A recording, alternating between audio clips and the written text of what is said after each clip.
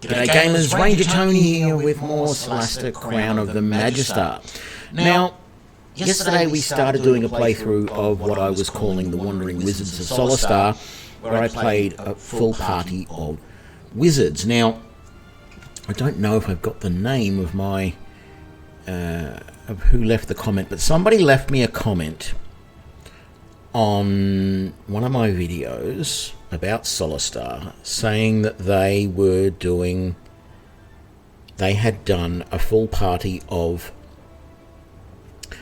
no, it wasn't even about doing a full party of Shock Arcanists. It was talking about the fact that you can take... That's right, here we go. I'm not going to give this person's name, but they said they tried a tank wizard build with lots of constitution and the sellsword background, which gives you medium armor proficiency, and he chose Hill Dwarf for even more hit points. So what I'm going to do is I want to do a little bit more playing around with the wizards. Now, the first thing I want to do is I want to get back into the game because I want to test out.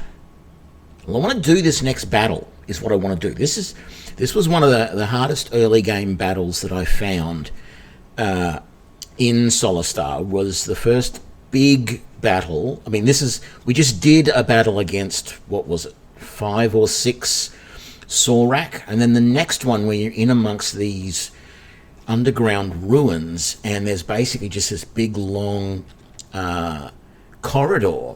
Now, the reason I want to test this is because in the last patch notes, they mentioned that they modified so that the Sorak would not knock you off the catwalk that you're on, because apparently a lot of people were dying there, and I can attest to that because, yes, I died there as well.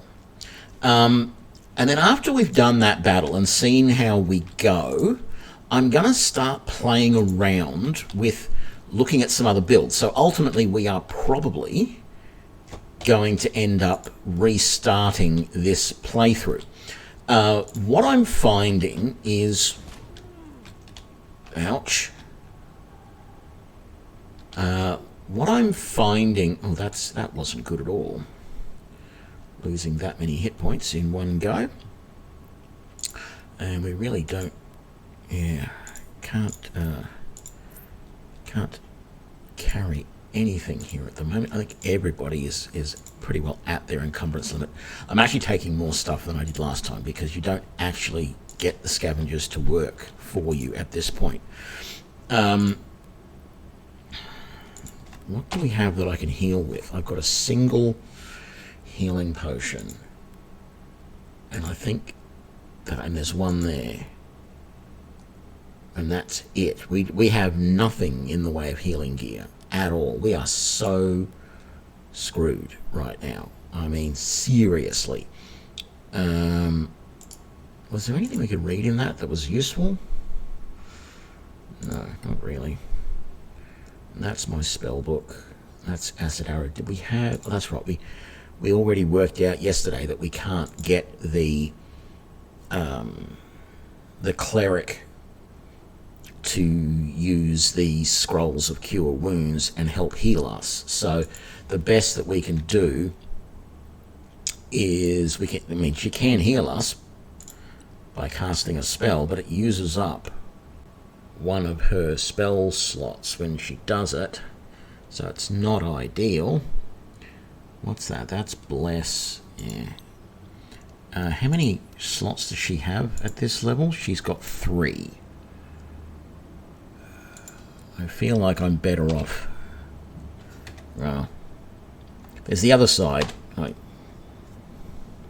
Let's just reload before we triggered that trap and walk in there a little bit more cautiously and see if we can discover the trap and potentially disarm it before we get hit again and lose all of those hit points, which was a pain in the buttocks. Yeah, so what I want to do is I want to see this battle, see how it goes. maybe even do it a couple of times until we get through it. But then I want to go back and I want to start again and create some new characters, because I've got some ideas. These will probably eventually become actual builds that I will put up on YouTube. I'm really thinking that the Green Mage is not as good as I thought it might be. The only spell that I've seen of the Green Mages that's any use is the Fairy Fire. The Hunter's Mark, if you actually read the instructions of Hunter's Mark, which we can do right now, actually, let's have a look at that. If we actually read the... wrong one. There we go.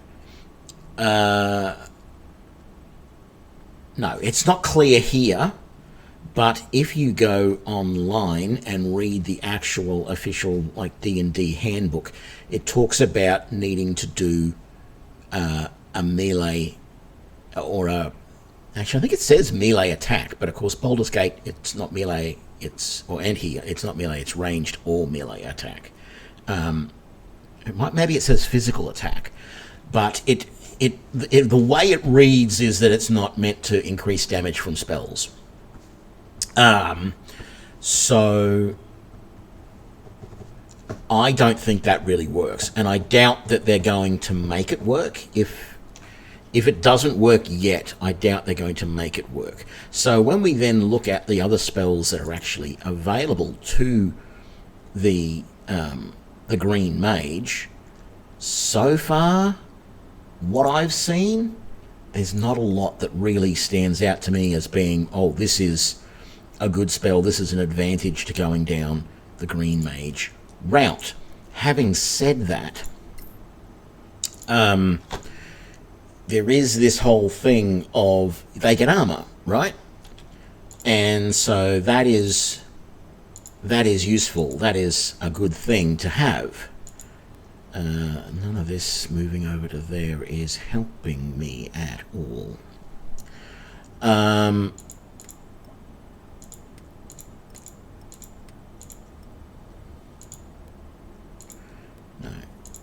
Okay. So anyway, but there was an interesting little... I think I already mentioned it. Sellsword. If you go Sellsword...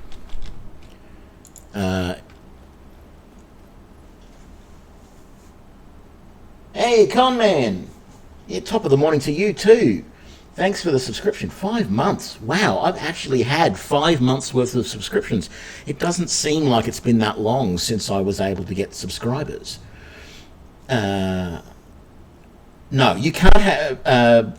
B-Krebs, you can't have 6 in your party normally.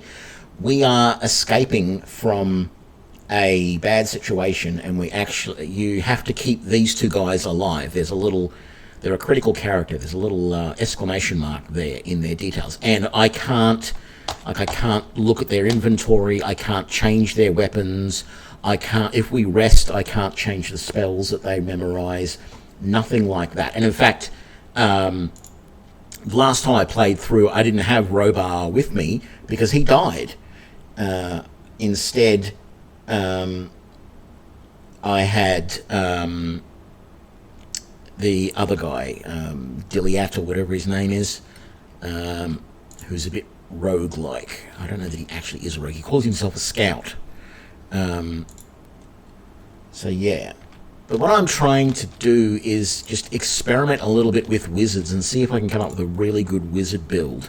And it appears that if you take the sellsword background for your character, I didn't notice this before, but that gives you proficiency to heavy armor. Not heavy, sorry, medium armor. So you could use that. So you could be a sellsword wizard. You could use medium armor, and it would mean that you don't necessarily have to use the shield spell, and it would be better than going green mage, because the green mages do get light armor. Now, there's advantages and disadvantages to going down the light armor route. The light armor that they've got on at the moment is, like, she's got leather armor +1, but if we just look at this, leather armor, Leather armor only actually increases your armor class by 1, because your normal armor class is 10 plus your dexterity bonus. So leather and padded armor will increase that by 1. There is studded leather as well, which will increase that by 2, plus whatever your dexterity bonus is. That's not a lot.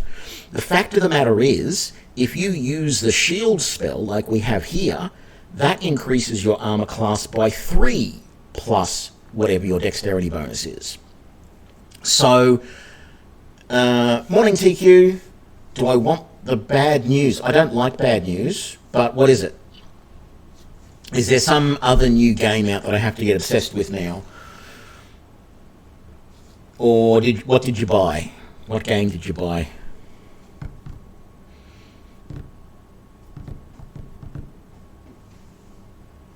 This is going to show how long... Oh, I'm echoing again. I'm echoing this time. I don't know how. I've changed absolutely nothing. Not a single thing in my setup has changed. What?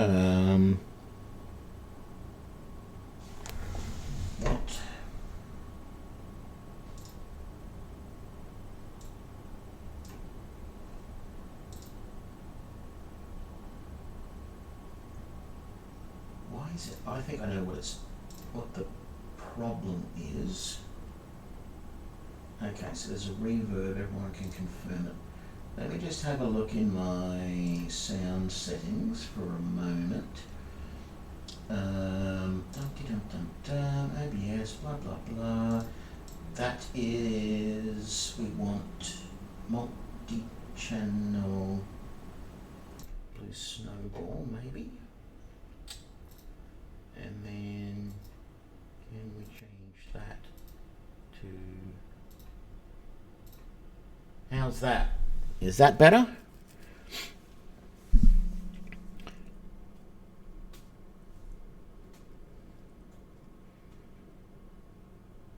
Okay, so the problem there is, yeah, for some reason, it keeps switching to the mono. Well, it did a few things.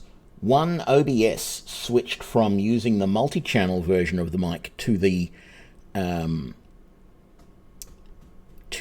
it switched from the multi-channel to the mono version of the mic that I've got. But also, my Logitech webcam has a microphone in it as well, and for some reason, the default input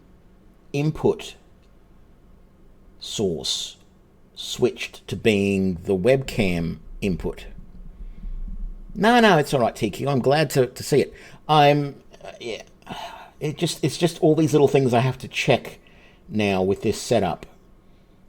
I'm thinking it's really annoying. I'm waiting until as long as I can to buy a second PC so I can relegate this PC to being my streaming PC and get a new one for gaming. And then I will also get a decent capture card, and I will do it all properly. And I might even have to get a mixer to mix the sound properly so that I can hear things and you can hear things, and I've got a bit more control over it. But I think it's just one of those things I'm going to have to check. See, I'm having problems with the laptop. That it's an old laptop. It's actually a really good laptop by a company called System 76 from the States, but it's getting a few years old now, and I think it's starting to die because every time I start it up,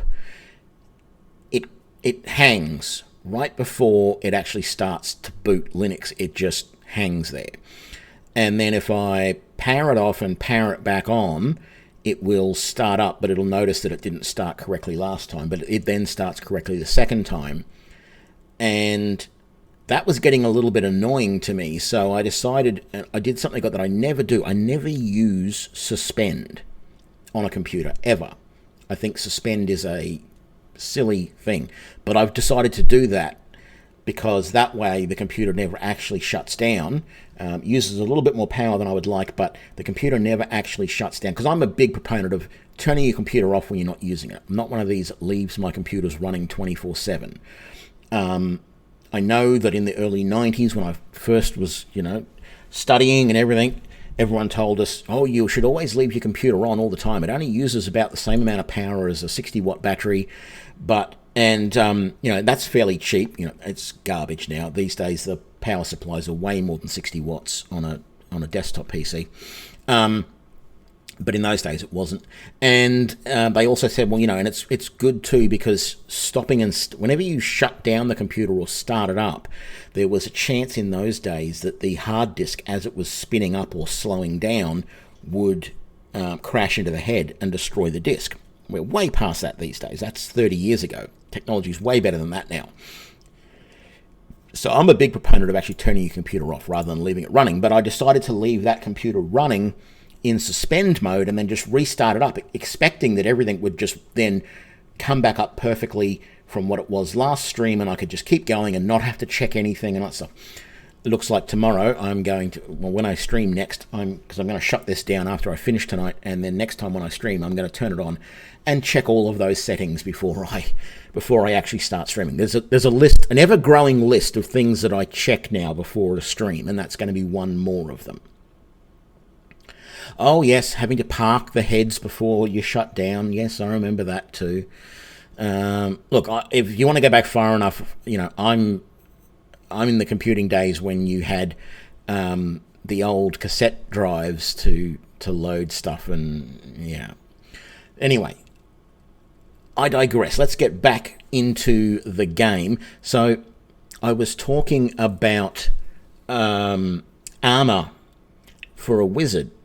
And so the green mage can wear light armor, and as I said, the best light armor short of enchanted, like this is enchanted, but that's as good as this one here, being 12 plus my dex bonus, is as good as studded leather, and studded leather is the best light armor you can get in the game. So a suit of magical studded leather would be, 13 plus your dex, which is quite good, and my dex here is +2, so that at the moment it's 12 +2.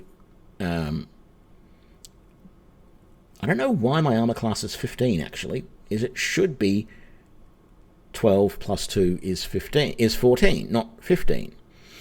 But anyway, I don't want that candle there either. Stop putting candles in there like that. Let me just double check that no one else is carrying candles. I don't want it. We got light cantrips that we can use instead. We're not some plebeian thing. Anyway, so yeah, I did a bit of thinking about it and a bit of research. The Mage Armor spell that we have gives us an armor class of 13 plus whatever our dexterity bonus is. So that means that that's better than any light armor that you can get short of magical. Now, the problem though is that you have to use up one of your spell slots to use that, and it lasts 8 hours, which is great, but it means that you've got one less spell that you can use all day because you're wearing mage armor. It doesn't do anything else. It doesn't provide any other protection against anything. It's just mage armor. That's it. It's just +3 to your armor class, done, sort of thing. But the other thing is that if you can wear medium armor, and I don't think we have an example. Did I pick up any medium armor and keep it on me? I don't think I did. I think I dropped it all because it was all too heavy. I think we did find some medium armor. Yes, we dropped it all. If you get medium armor, though, medium armor gives you generally a little bit higher AC, but you're limited to just 2 points of dexterity bonus.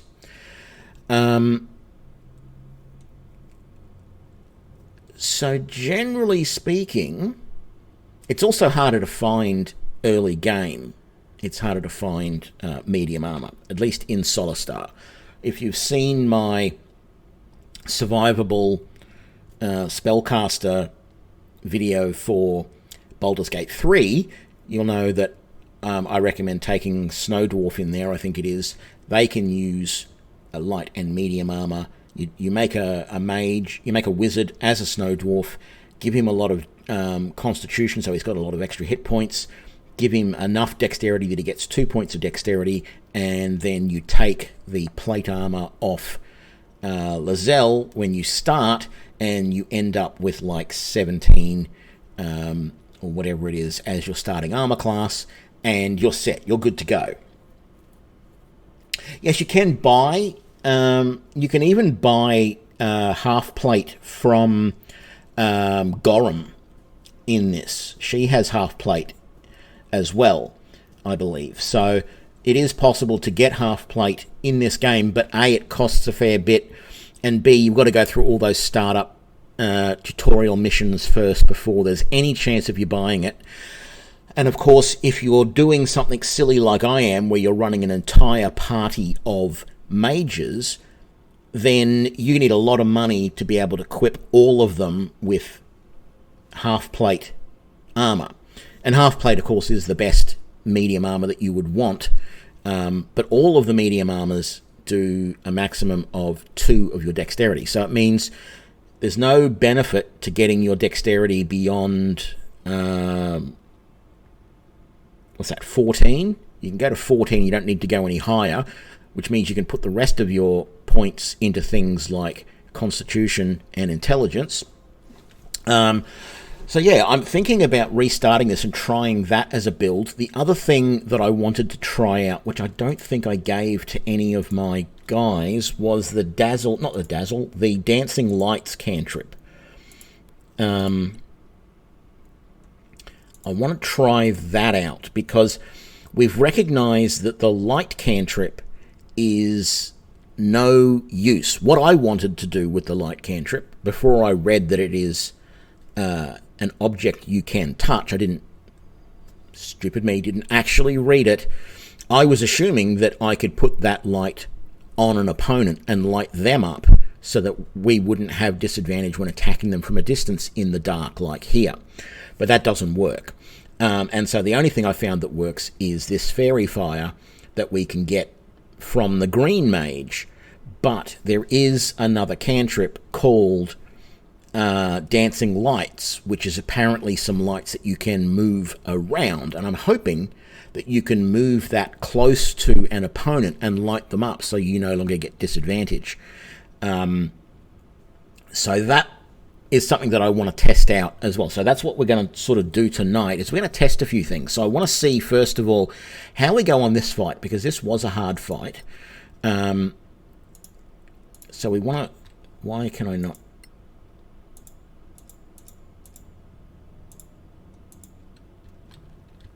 I can scroll around, but it's not letting me click anywhere.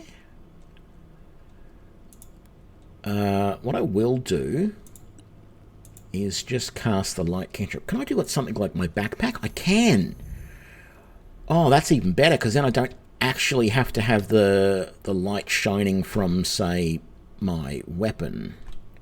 I can do it anywhere. There we go. Okay. So let's just quick save. Yeah, I think it did, Brassmoth. I think, like the light spell. See, okay, what this comes down to is there's a lot of ways that people used to use cantrips, and even just normal spells, that over the years they've tried to put more or less rules around. And in a lot of cases, it's just changing the wording of the rule of the spells slightly to limit what they can or cannot do. But yes, light spells used to be used a lot to blind an opponent, because when people first come up with the idea of a light spell, I guess it was just designed to be like the light spell here. It was cast a light, make something glow so that you can use it as a light source without having to light a torch. And then players would go, well, I'll cast light on that guy's eyes so it blinds him and he can't see. And they sort of had to go, yeah, well, okay, technically, yes, that works, so therefore I'll let you do it. Of course, computer games couldn't do that, so they had to codify, what the light spell actually does. And so they change in the official rules of everything. They change the descriptions to make it, you know, more exacting on what you can do with it, blah, blah, blah. So yes, I'm used to being able to use light sort of semi-offensively by blinding. But even if you couldn't do that, even if you could just have the light sort of hang above your opponent so it lights them up. Okay, so dancing light has a small light radius. That's fine. As long as I can move it, I can move the dancing light from opponent to opponent. You know, we'll target one opponent first with the dancing light on them, and then if we can potentially move it to another one, or if not, just cast it again. It's a cantrip, for crying out loud. It's not gonna hurt us to cast it again. It's not like it's a spell that takes up a full slot. Yeah, it could be wise to move up just one person, and the person to do that would be Robar, because he's got the most hit points.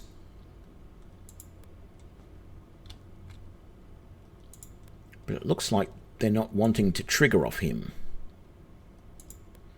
I wish he had a missile spell, because we haven't detected anybody up there.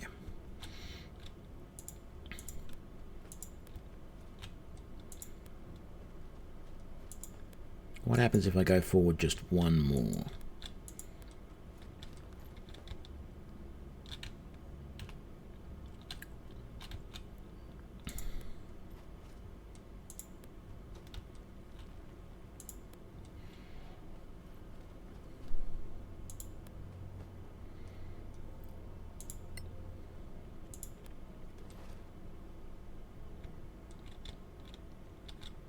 There we go. Finally, one of them came in.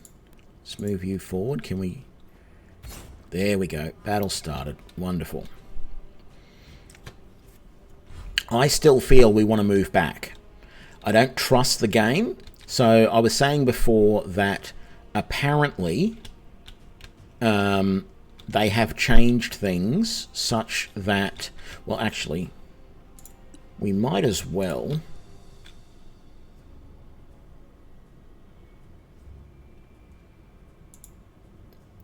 cannot see the target. So can I see any of these guys and cast at them? I cannot. So no sense doing anything there. Let's just move back. What I was going to say was, I said in the latest update that came out just a couple of days ago, they changed everything so that, well, there was a note in the patch notes that they had changed something about this combat so that they don't push you off the edge and kill you that way anymore.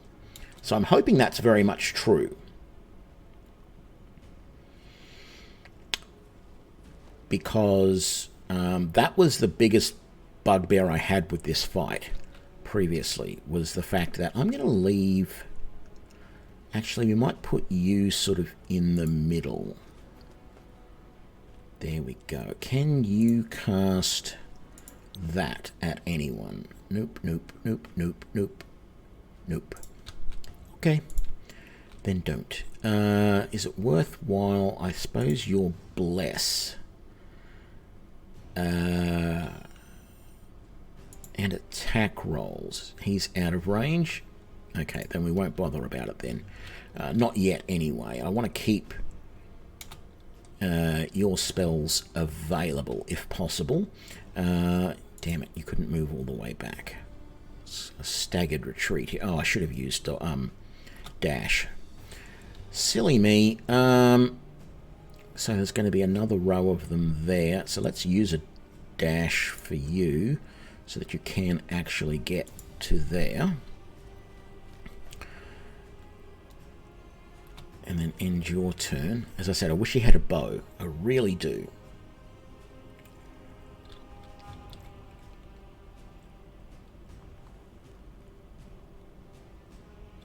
Come on. What are you doing? You're all jumping around, doing things, playing silly beggars. As my grandmother used to say.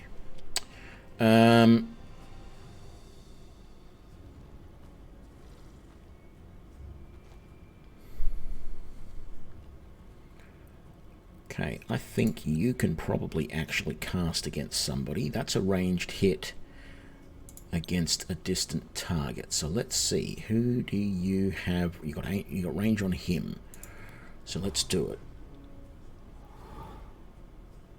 And you miss because you have disadvantage. Okay, let's move you back to there, which is where we wanted you to be. At least for this moment. I probably will put everyone around here in the end, but I don't know. We'll see what happens. Because I want to see if I get knocked off here again, as I said. Okay, round 2. Blaze. We want you there. Please, Blaze. And then, is there anyone that you can cast at? No. So then, let's ready a cantrip attack. You are in position, so you won't be able to get anyone either. So you can set up a cantrip attack. I mean, we're not going to kill these guys with just 2 cantrip attacks straight up or anything, but you're going to stay right there. Can you get him? Any of them? You can aim at him only. Do it.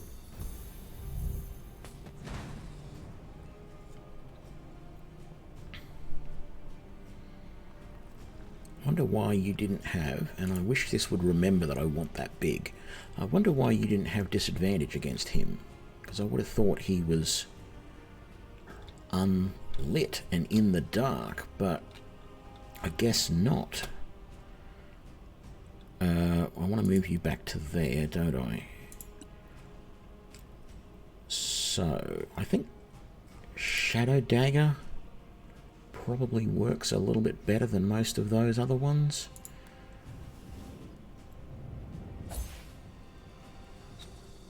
Beautiful.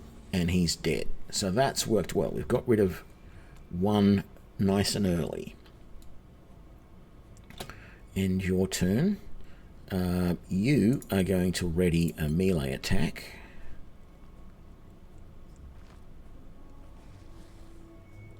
Actually, I should have set him to dodge. That's what I should have done. No one's going to get close enough to do a melee attack at him. But if he was set to dodge, he'd have extra AC in case they throw their javelins or their spines or whatever they have got at him, which they have been known to do, and which they just did. So, yes, I should have done that.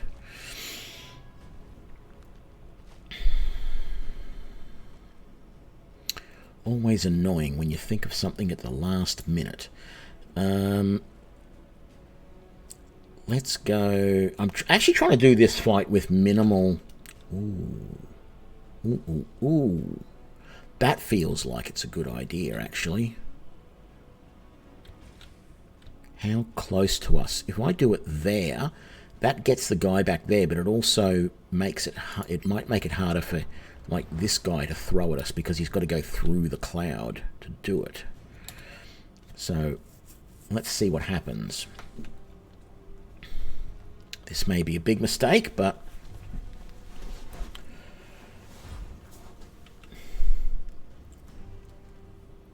okay.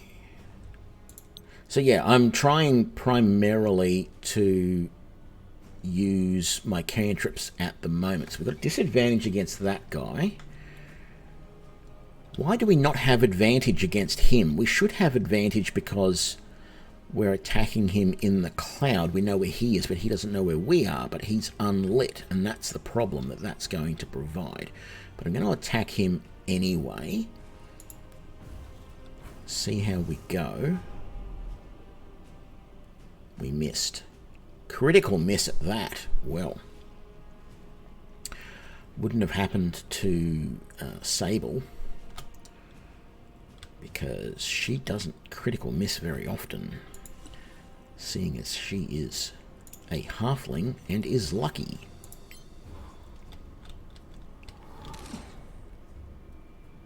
Ooh, actually, so that was a good hit, by the way. I wonder, I just had an idea. can we...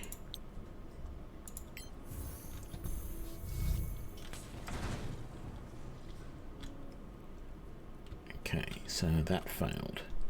Okay, so you have Fairy Fire. What happens if we put Fairy Fire in the middle of the smoke? He's now highlighted.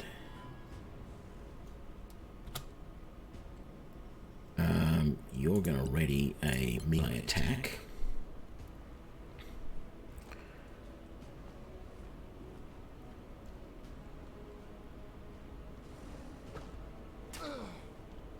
That didn't help. Robar is not doing well. And we've got a...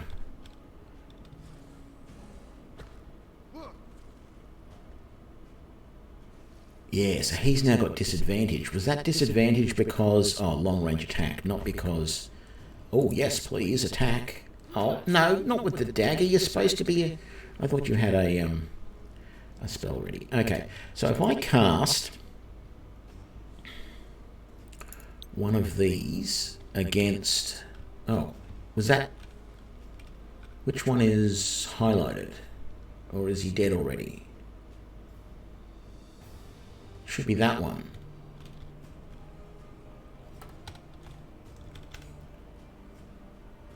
Yeah. That's... No, that's not the one that we already attacked. He was damaged. What happened to him? Did he die? He did. Oh. Okay. So I don't get to see whether that works together or not. Okay, so yeah, that's... Let's just do that. Get that out of the way. And we missed. Okay. So far, this cloud is not helping us a huge amount. And then you roll a critical miss.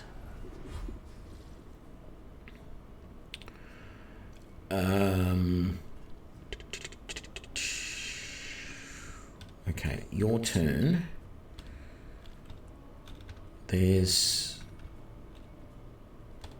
Wasn't there someone underneath there somewhere that we did an attack of opportunity against? That's him. There's that one there. There's that one there. That one there. And that one there. Okay. So I have Burning Hands here.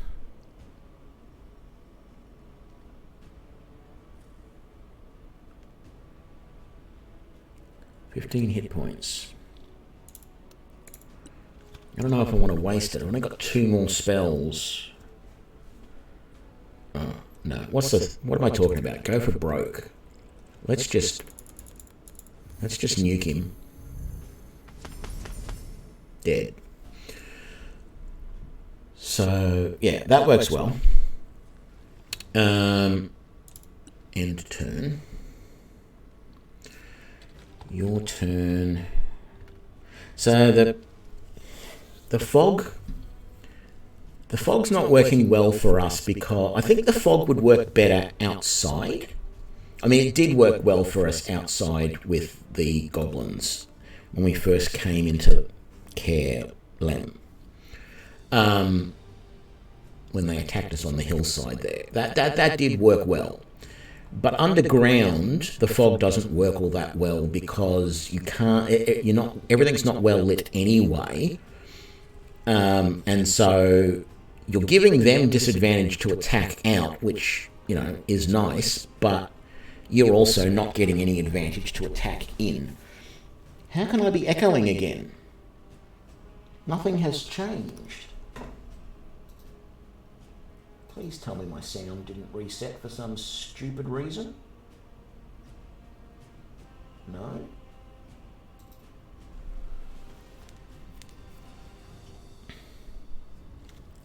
I don't know. I haven't changed a single thing. I haven't even touched that computer.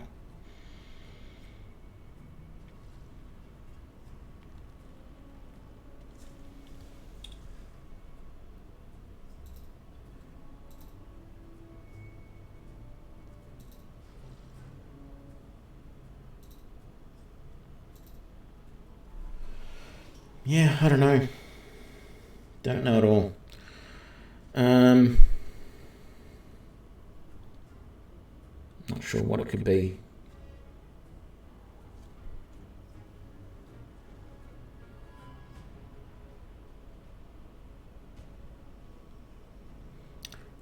Anyway, did you have your attack? No. So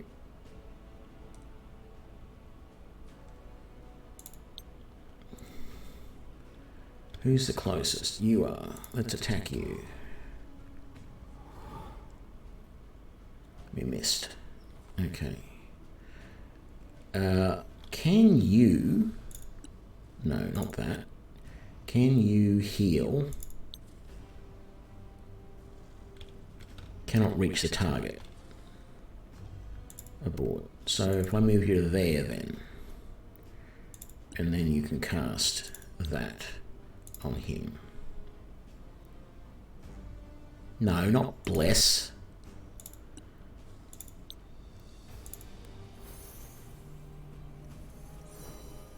Okay.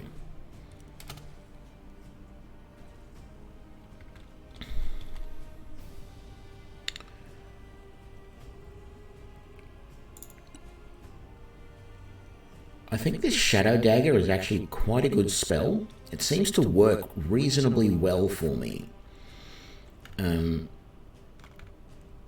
Like, it does the same amount of damage. I probably should use Ray of Frost more, actually, but Ray of Frost has half the range. I'm going to do Ray of Frost against that guy, though. The dagger is good at long distance. The only problem is they can save against it, which they can't do with the Ray of Frost or the Firebolt. So, yeah. You are going to ready a melee attack again.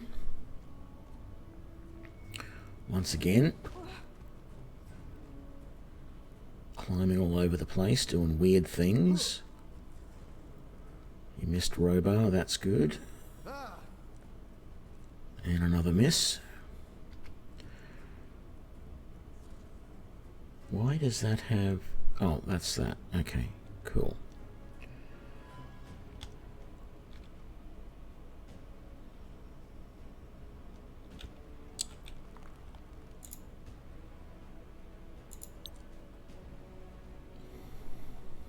Cannot see... Look, let's get rid of that guy, because he's annoying me. Beautiful. By the way, if you're not aware, the reason why we're getting 4 magic missiles rather than 3 is because we're a Shock Arcanist, and that increases the level that we cast certain spells at. So because we get an extra level on that spell, it gives us an extra missile, which is super nice. You're basically casting it as if it was a second level spell rather than a first level spell. Super useful. I don't think I can get him with, say, Burning Hands. Oh, I can. Well, then let's do that.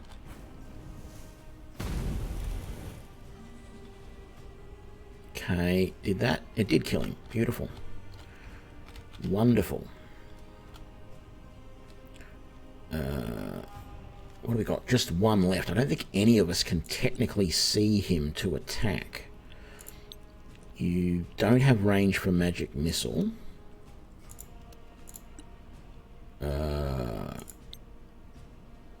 Cannot see him to do that. And that's got less range, so that's not going to work. Can you cast... Where is he? He's over there. No, you don't have the range to do that. So we'll abort that. Actually, I was just going to point out there's one thing that I think this game should have that it doesn't. And that is, to cancel a spell, I'd like to be able to right-click with my mouse to abort the spell. You have to click the abort button at the moment. This interface is very click friendly, if I can use that term, but I don't actually consider it to be a friendly... Well, it is a friendly interface. I do like the interface, but I'm a keyboard person more than I'm a mouse person. I mean, I use a mouse all the time, but being a coder and a sysadmin, a DevOps engineer, etc., I find myself using the keyboard a lot when I'm managing a computer rather than the mouse. I'm a terminal sort of person, if anyone understands what that means. And it just means that I find it a little bit annoying sometimes if I can't use keyboard shortcuts for a lot of this sort of stuff. Baldur's Gate 3 does handle that really well. There's keyboard shortcuts for most of the options, but like there's no... If there was an attack shortcut so that I could just click a button and it would automatically rig up the attack, but there isn't. I mean, I can click on the opponent and it will do an attack if I'm within range, etc., etc., etc., but I would just like, even just the ability, once I've queued up a spell, if I realize I can't use it, I'd like to be able to right-click to cancel it. That would be nice. But it's a minor thing. I actually love this interface. I think it's really, really good. Let's get another cantrip attack ready. And you're going to ready a melee attack. All this guy wants to do is throw stuff at us, though, so we may have to... Let's just double check. Can you... You can't see him. You're the one... Bang. Let's get rid of the fog cloud. He was concentrating to keep that fog cloud going, so if we get rid of that, does that change anything?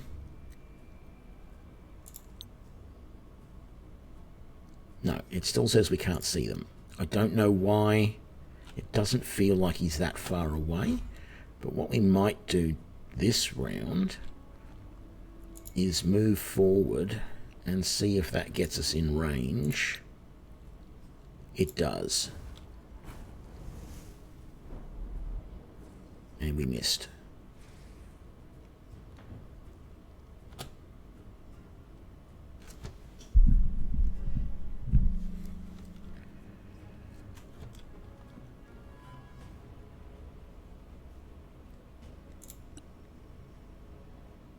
Do you have the range? You don't. You can't see him. Oh, okay. Well, then let's abort that and let's move you up to, say, there.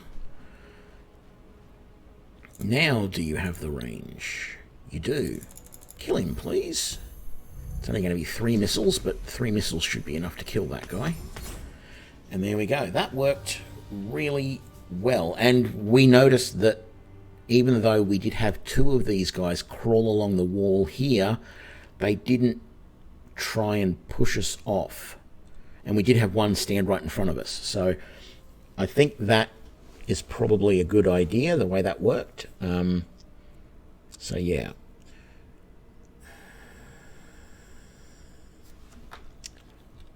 Okay, I'm going to save this. But as I said, I really want to...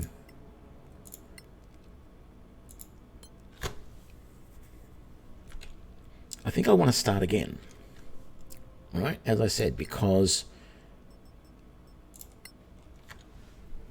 I've noticed there might be a better way to build. So let's have a look. Let's actually build one. Did I still... No, I didn't. Okay.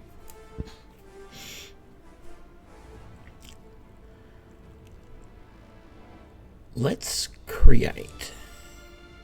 there's also this new character checker thing, which I'm not... Create a new character and choose Ancestry. That's not actually what it's doing. This character checker thing is really weird.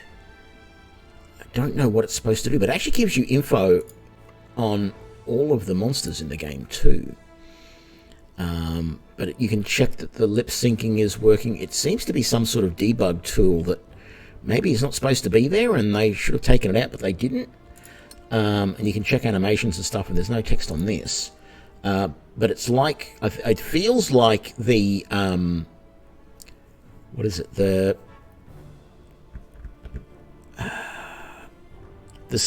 feat that you can take that's not available It feels like something that's been added in that shouldn't actually have made it into this build, but somehow did.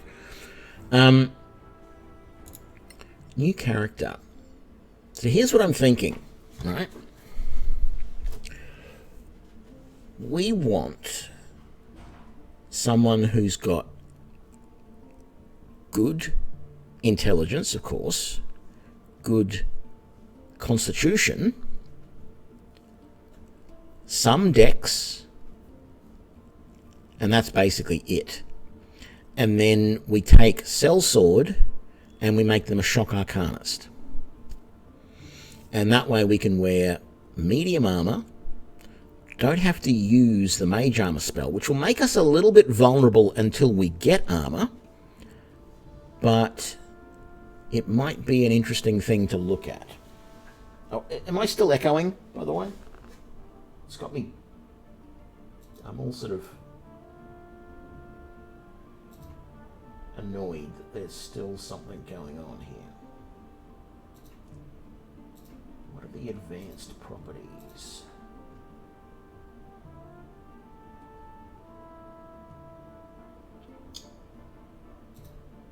I wish there was a way to permanently turn off some of the input sources so that we just don't see. It seems to come and go. I'm actually wondering whether whether there's something going on with my mic too, because there was that problem previously where the volume was really low on the mic, and it seems like I fixed it, but I don't know how I fixed it.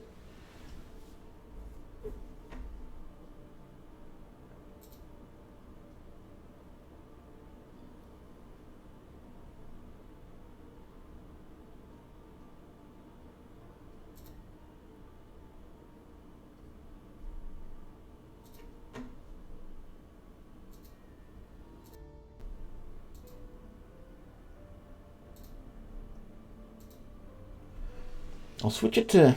Ooh.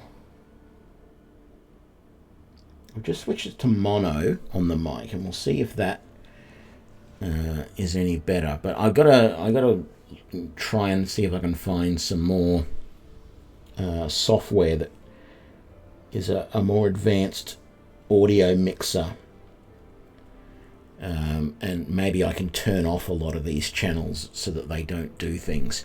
Okay, so we want to build a really good Shock Arcanist. Actually, what I probably want to do is, yeah, that would be interesting. Let's do the comparison, right? So let's just, what did I do with this guy? So he is human wizard.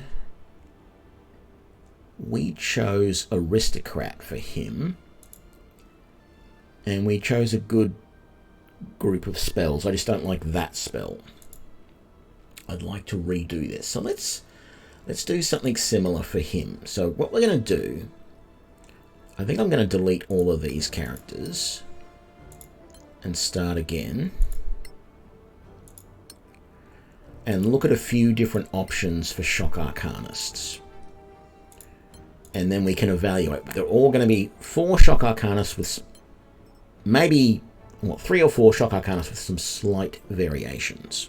All right. So we'll do the human one first. We'll call him Blaze again, because why not? So we want wizard.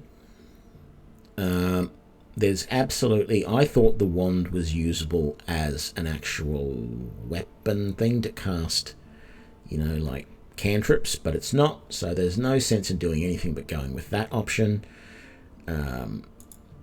All these is a spell focus, which someone asked me this on my YouTube videos today about what the whole spell focus thing is all about. So every spell requires not every spell, but spells in general require either a verbal, a somatic, which is a gesture, or a material, like an item component, or combinations of the three. Usually it's, a couple of things. Usually there is a verbal and a somatic component, and often there will be a material component as well. But you have some spells like silence, for example, is I think usually a spell that you can use which has no verbal component, so that you can be quiet when you do it. Little things like that. Actually, when I was answering this guy on the YouTube video today, I was typing out the comment, and I didn't put it in the comment, but what it reminded me of, I was talking to him about how, there was a time in D&D where certain DMs and what have you, got really into this idea that you had to have the material components for your spell to be able to cast the spell. And it actually brought me back memories. One of the first computer role-playing games I ever got was, let me turn off the chat for a sec while we do all of this. I'll keep an eye on the chat, but we won't put it on the screen because it's covering that text. Anyway, one of the very first computer role-playing games I ever got was Ultima 4, I think it was. And that game was really big on material components. In fact, every single spell you cast in that game, you had to have the material components to cast it. So you were forever going and buying material components if you wanted to cast spells. So anyway, what happens here in this game is you just need one of these items. You either need a component pouch, which acts as your spell focus, and the idea is that you've got, you've just got an assortment of components that you would need for the spell in the pouch, and you don't have to do anything special unless there is a specifically listed component. If you think Pathfinder Kingmaker, for example, the lesser restoration and the full restoration spells that would allow you to remove lost levels and get rid of curses and all of those sorts of things that were done to you, those spells required diamond dust or a diamond to cast them. Even if you had the scroll, you still, I think, needed a material component for it. So the component pouch just is sort of, you can assume you've got all these components in a pouch. That sits on your hip and you can just cast spells. I don't know what happens if you don't have that pouch on you, whether the game actually stops you from casting, just as I don't know if the game stops you from memorizing spells after a rest if you don't have your spellbook on you. It would be interesting to have one of the characters give their component pouch and spellbook to somebody else and see what that does. And the idea is, with the orb and the wand, is that they can replace spell components for whatever reason. It doesn't really talk about why or what have you, but it's supposedly the idea that you don't need the material component to cast the spell. If you've got an orb or a wand, you can use those. As I said, unless there's a specific component mentioned that you must have. So we're just going to go with the straight gear. We're not going to pick any of the others because it just doesn't really make any difference whatsoever. And also, as you saw in that last fight, my wizard and my human wizard Blaze, he actually tried to do an attack of opportunity with his dagger, and that will do jack all. I would like for them to be able to do an attack of opportunity with a cantrip. That would be a really nice feature. I don't know if the D&D 5e rules allow that or not, but I think they should. Excuse me. And but if I choose the quarterstaff as a weapon, it does a little bit more damage. So that would be interesting there. So we're going to do that. So I think I'm going to keep this guy as something else apart from Sellsword. I want to look at the comparison of someone using the spell, the Mage Armor spell, and how they can survive, as opposed to someone who uses actual armor, and see how it goes. I mean, they're both going to, if they end up getting the same armor class for both characters, then ideally they should, all things being equal, their survivability should be the same. But there are going to be some disadvantages to wearing armor. You're not going to be able to sneak as well. It's going to weigh more, so you're not going to be able to carry as much. Those types of things are probably going to be a little bit noticeable. But let's just have a really quick look at all of the backgrounds again and just see what they allow you to do. So, for example, as an academic, we get proficiency in Arcana, Nature, and Insight, which is really nice. We still have ties with the Antiquarians, and your relationship with them is already good. Again, that's a really nice thing to have in this game because relationships are managed in here. We can choose 2 additional languages. That seems really great as well. And then as the enchanter part of that goes, we get proficiency with a rosary, and you can't see the rest of it for some reason. Oh yeah, I've got that little lockup going. Oh, there we go. So proficiency with the Manacolin rosary is supposed to be useful to enchant items. So if I find a rosary, that's going to help me enchant items, which sounds interesting. That actually sounds like a really good option to do for a wizard. Acolyte, we get religion, nature, and insight. We get proficient with the herbalism kit, which is no use to us because we can't create the first potion that we can, we actually, I'm not going to say it's no use. There may be uses for it later, but we don't have any healing spells, so we can't create cure wounds potions with it. Later on, if we find recipes for other potions, we might have spells that are compatible, but I don't know. I suspect the Acolyte is definitely better for a cleric, and the herbalism kit is something that they would want to use. And we also get an additional language, and we get some items. There were some items here in our starting equipment. We get a notebook, which is something to sell. 15 gold pieces and some commoner's clothing. Again, stuff to sell, unless you want to wear that rather than what you're normally wearing. As an acolyte, we get a crafting starter pack, which gives us a backpack with 2 acid, 2 magnesium, and 2 refined oil. 15 gold pieces, commoner's clothing, and a herbalism kit. So if you wanted to start producing, if you're a cleric and you wanted to start producing healing potions straight away, Acolyte is a great way to go. Aristocrat, history, persuasion, and intimidation is, okay, that's, and you get 2 additional languages. You get a sigil ring, which I think only sells for like 5 gold, and you get an extra 40 gold pieces. So that's, the 40 gold is nice. It's not going to buy you a huge amount of stuff, but a lot of the early game stuff that you want is cheapish. So that won't buy you one. That won't even buy you 1 healing potion though. So be aware of that. Lawkeeper, proficient in perception and intimidation. Enforcer, proficient with martial weapons. So as a lawkeeper, you can use martial weapons, which is something I didn't. I do remember getting a rosary in the last playthrough, Bones brother Matt, but I don't remember where it was. So I know we got one, I just don't remember where. It may just be random loot that appears on certain opponents. I suspect I got it out of a chest or a crate somewhere, but I don't recall where. So, perception, intimidation, martial weapons, that's a big thing for someone. If you wanted to play, I don't know why, but if you wanted to play like a sword-wielding mage and you didn't want to go down the fighter,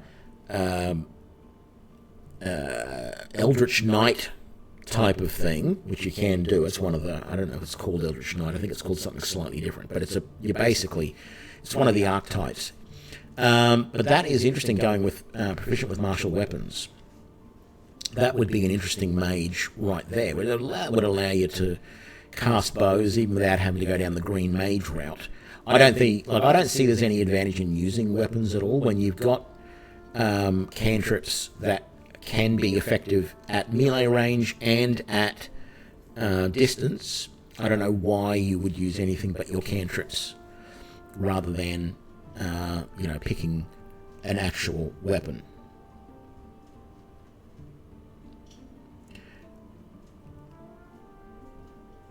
Yeah, it must be a random thing, because I'm pretty sure I saw one. Unless I'm thinking that I saw it in Baldur's Gate 3. I don't recall. But I'm pretty sure I saw one in this one.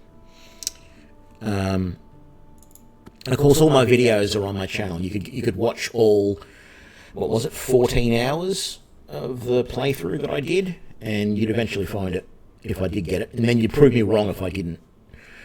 You'd also, be watching my videos, which, Anyway, I don't recommend sitting there and watching all 14 hours, but you might like it. Low life, sleight of hand, stealth, and deception, they're okay. And I'm going to give one of my guys low life just so that they can get the proficiency with thieves' tools. Philosopher, medicine and persuasion. You get the herbalism kit, which again doesn't seem like it's all that useful except for until you can start getting more recipes. I don't know how useful it was. And 2 extra languages. You get the same crafting starter kit that the acolyte gets. You get a few more gold and a herbalism kit. You just don't get the common clothing. Okay, sellsword we've already seen, but you get proficiency in athletics and intimidation, which doesn't help us a lot as a mage, but the proficiency with medium armor does. Now, I feel that this is meant to be used more with things like the rogue, because the rogue normally only gets light armor. But if you wanted to play a more in-your-face combat rogue rather than a sneaky backstabbing rogue, you could still get sneak attack doing it this way. But if you wanted to play a little bit more tanky, a little bit more front-line rogue, then you could pick sellsword and do that. You're not going to have quite the hit points, of course, of a fighter or a ranger, and you're certainly not going to have access to as many weapons, but you'd still go well. And doing a dual-wielding rogue like that would be quite good. You get 1 additional language. You get military campaign ribbons, 10 gold and some clothes. I don't think those ribbons sell for much, unfortunately. 5 gold. You probably don't even get that for it. And then a spy. This one doesn't really appeal to me all that much, but stealth and deception. This would go really good for a rogue. There's no doubt about it. Proficiency with nature and a poisonous kit. 2 additional languages. You get noble garb. You get 25 gold pieces and the poisonous kit.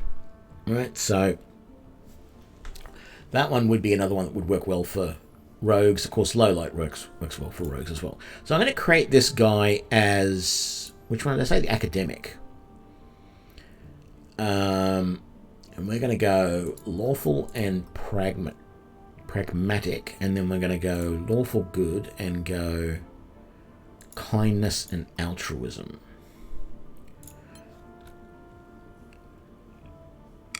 What do we get if we optimize that?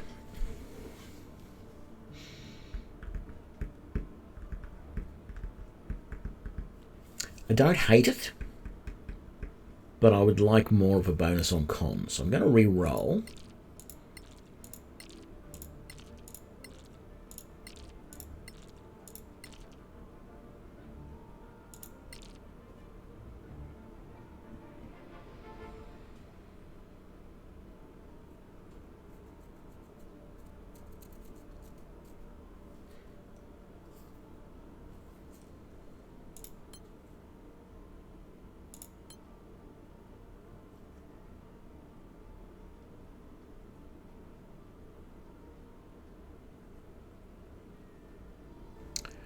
Okay, it does actually tell you what the hit dice is over there. That's good.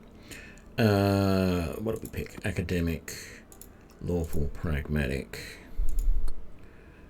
kindness, altruism. Yeah, sure. That's a good roll. I'm happy with that, actually. Actually, the only difference I think I would do is I would take that one from there and that one and put that one there. It doesn't really do much difference, does it? Might give me a little bit more carrying capacity.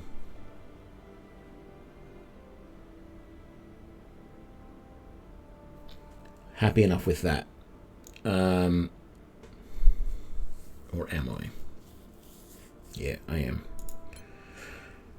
So...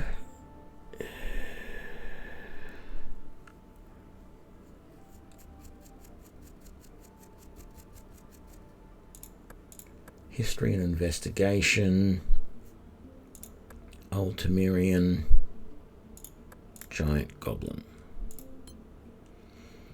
Okay, so we said light was no good because it's something that you've got. Although having it is still a useful thing, but we can carry a torch.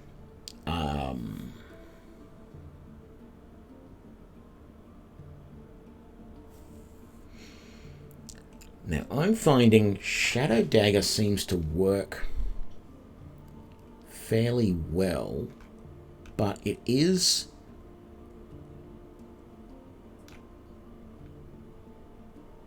No, it's a range. There's no... It's not a ranged hit. So it's guaranteed to hit, but they get a save to negate.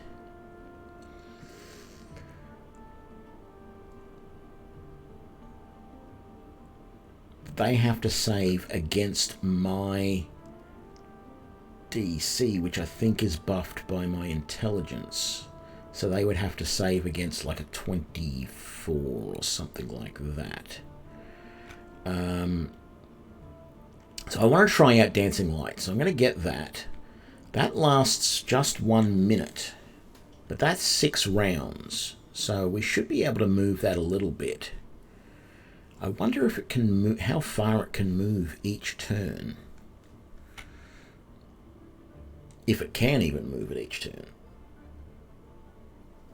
Yeah, well, that's what I'm planning on using it for.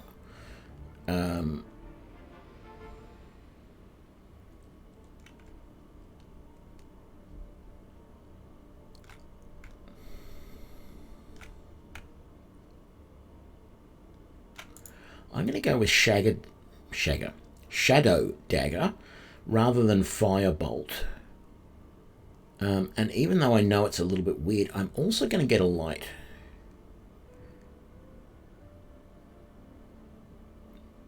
No, I'm not. I can use a torch. Don't be stupid. Just use a torch. So Chill Touch is a ranged hit. That's only got a range of 12. And it only does 1d6. And it's a dex saving throw as well. I don't like that. That's too close range. That's a melee hit. Ray of Frost is a range 12. But it hinders them, and there's no save against it. There's no save against that damage. I think I'm going to get a Firebolt as well. Okay.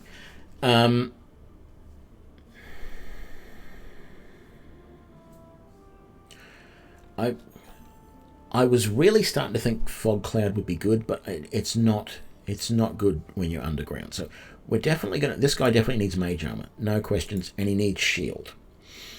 Magic Missile because we're going Shock Arcanist. And really, that also means Burning Hand for up close, so that we're getting all the good evocation spells. The only other one is Thunder Wave. But quite frankly, that saves for half damage. That saves for half damage. That's a Constitution save. That's a Dex save. That range is 3.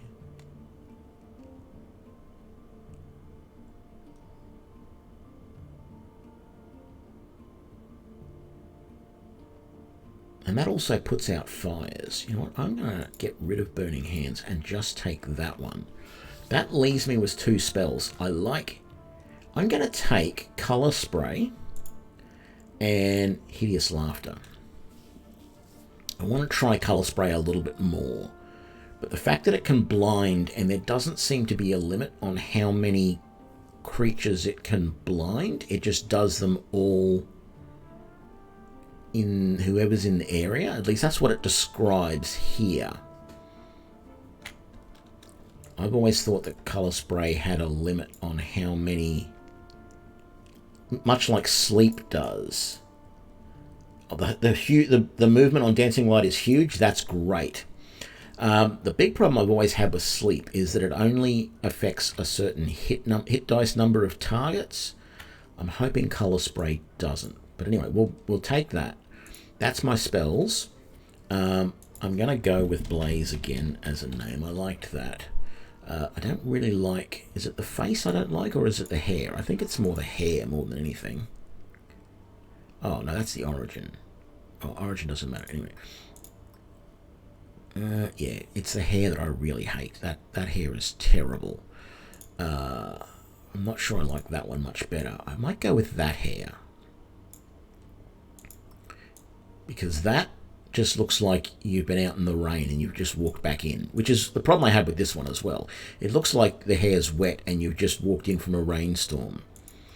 That one's not too bad, but I'm not a man bun sort of thing, and I don't know, that one wasn't really blowing my skirt up the other day when I started playing that yesterday. And I just can't wait for them to have some decent looking beards. Because I'm sorry, I'm not going to use that. That just looks... Thanks for the follow, Bone Brother, Matt. Yeah, that beard just looks terrible. And quite frankly, the hair colours aren't anything to write home about either. I almost feel like black is the only hair colour, on the humans anyway, that I like the look of. I like the red hair on the dwarves, but... and even the eye colours aren't great, but we'll go with that. And for whatever reason, I want a big and beefy looking... no, it doesn't really. He just looks maybe somewhere in the middle. Let there be light. Lucky? Perhaps. I am in your debt, my friend. An extraordinary jump. Actually, Such athleticism. that voice sounds better for that, for whatever reason. So we've got Blaze.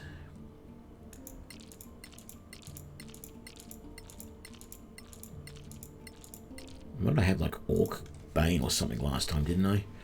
No.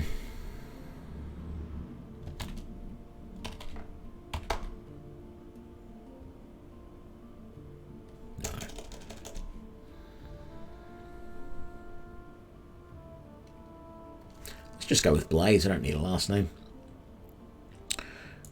Finish that. So that's going to be Blaze. Now... I think the one that I want to try, and this is going to be controversial, but the one that I want to try with the sellsword background is going to test two things, because I want to take a halfling because they are lucky and brave. Now, having said that, in my last playthrough, there was one of the very last fights in the game was a big fight against a group of undead.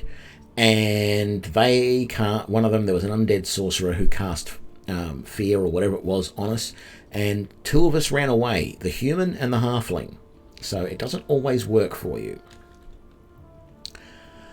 But even though your movement is low, the lucky is what I want to try out. Just see if that helps. Now, it's not going to help us in some situations because we can't use it for, what was I thinking?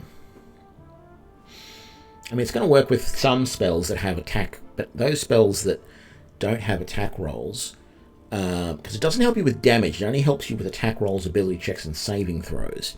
So some of our spells that just automatically hit, it's not going to help us with. But for any spell that we have to do a ranged attack on, it will help. So I'm just curious to see if that's going to... I think... No, shut your mouth, Tony. Don't say that. So we're going to get some extra dexterity, which is nice, and we're going to get a little bit of extra constitution. Now, hill dwarfs are going to be the best for constitution, but... and also we get dark vision, and you know, we like swampy terrain, so that's good. The other dwarf is going to give us charisma, which is okay, but we don't get the night vision and all that sort of stuff. So we're going to go with this guy. It's tempting to call him Willow, but I don't think I'll actually do that. Oh, no, maybe we will. So let's go the sellsword background. We're going to keep him lawful good. We're going to go authority and kindness, and authority and kindness, so we double up. Not that it really helps, but oh, that's a terrible roll. That's a ridiculously bad roll. Come on, give us something decent. Oh, look at all those things below 10. Look at them all. Oh my god. Okay, what do we get with that? Okay, so we get a +2 here for our dex. That's actually not bad, but I really want the int to be... I need an 18, so the int can start at 18. That's what I really need. So let's see if we can roll up an 18. And see what else we get. Oh, 2 5s. Oh my god. Come on. Okay. What does that look like? It's not enough for Constitution. I need Constitution to be better than that. Sorry, I know this is going to be 4 hours later. No.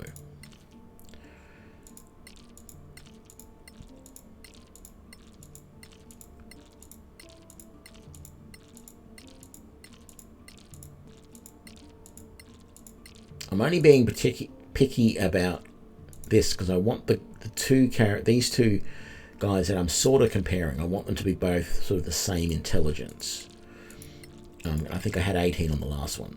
Oh, that is superb, because we can go 18 there, and then we can get all the hit points by going 18 there, and that's still going to give us a +2, a +3, which is more than we need for the dex.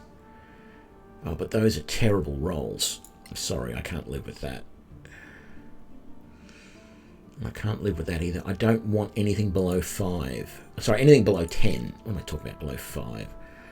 Nothing below 10. Oh, God, look at that. That looks so nice. No.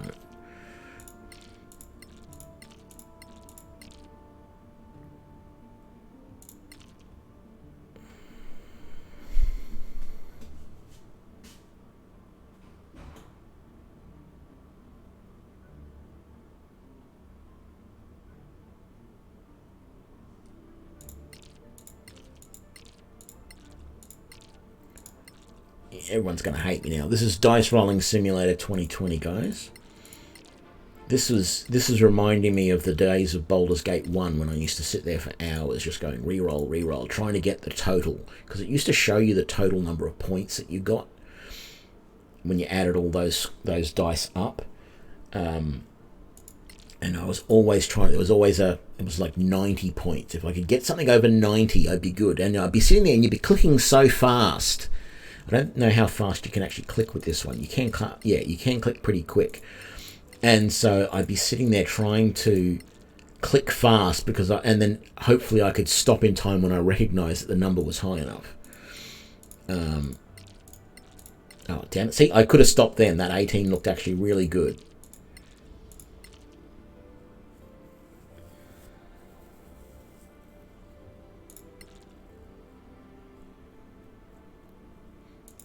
No.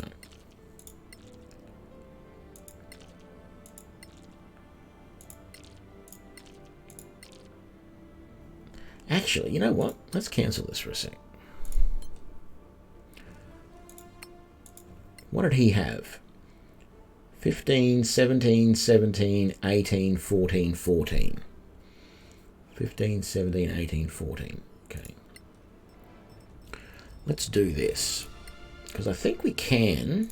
If we go Marsh Halfling, we go Wizard, we go Sellsword, Authority, Kindness, Authority, Kindness.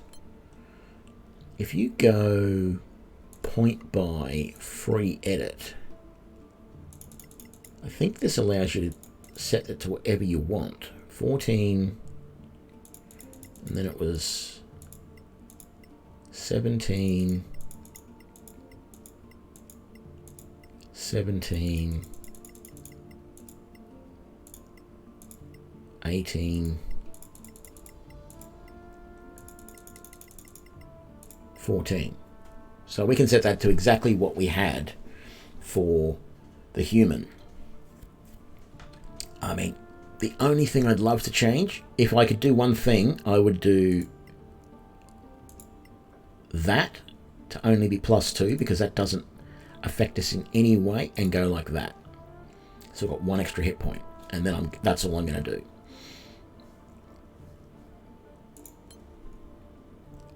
Okay, so we took, I think, history and investigation on the other guy. So let's take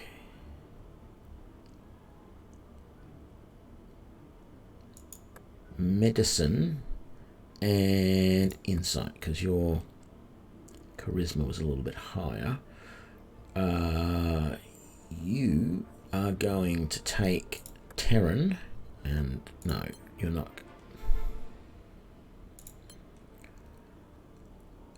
Medicine and insight. Were they? No. Yeah, okay. And then I want you to take Orcish. That's what I wanted to do. I wanted to just fix that. Okay, so I think I'm going to get Dancing Light for you as well. Actually, let's just go the same combination there. You don't need Mage Armor, though. But we are going to take Shield. We are going to take Magic Missile. We're going to take Thunder Wave. We're going to take Colour Spray and Hideous Laughter. And we might as well take Burning Hands as well, because we can. Because we're not going to need Mage Armor. So we're not going to take that.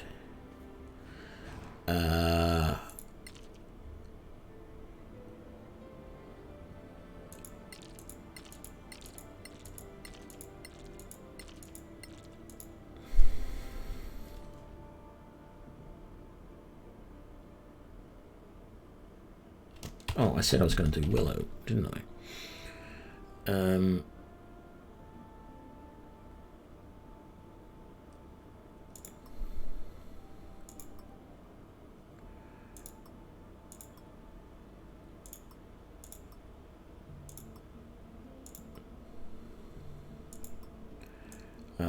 I don't know. Yeah, we'll just take that. That's fine.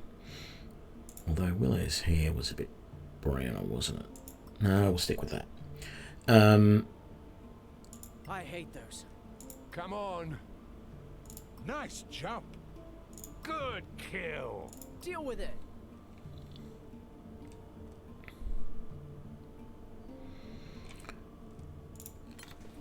So there we go. And then we're going to go with a Hill Dwarf. Really, maybe not a Hill Dwarf, actually. Which one? Snow Dwarfs have got Dexterity, Heavy Crossbow, Dark Vision, Constitution Saving Throws, Dark Vision, 1 hit point per level. Hill Dwarf, definitely. That stuff's not going to be a major thing, and the Dwarven Resilience will be nice. Oh, hang on. Let's go female. Although I could have changed that later. Wizard. What do we want to do here?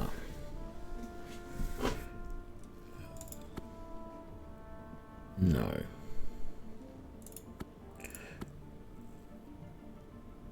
No. Maybe? Proficiency with martial weapons. Sure, why not? We're not going to use it, but we can always swap out that for a different weapon. Swap out the staff for a different weapon for attacks of opportunity, just for something bit of fun.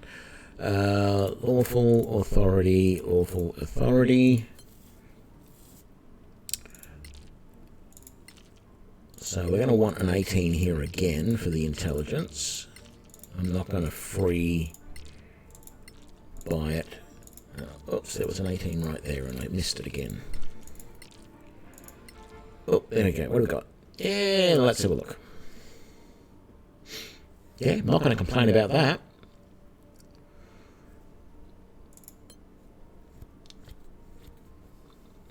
done some of these. Let's do those. And let's take that.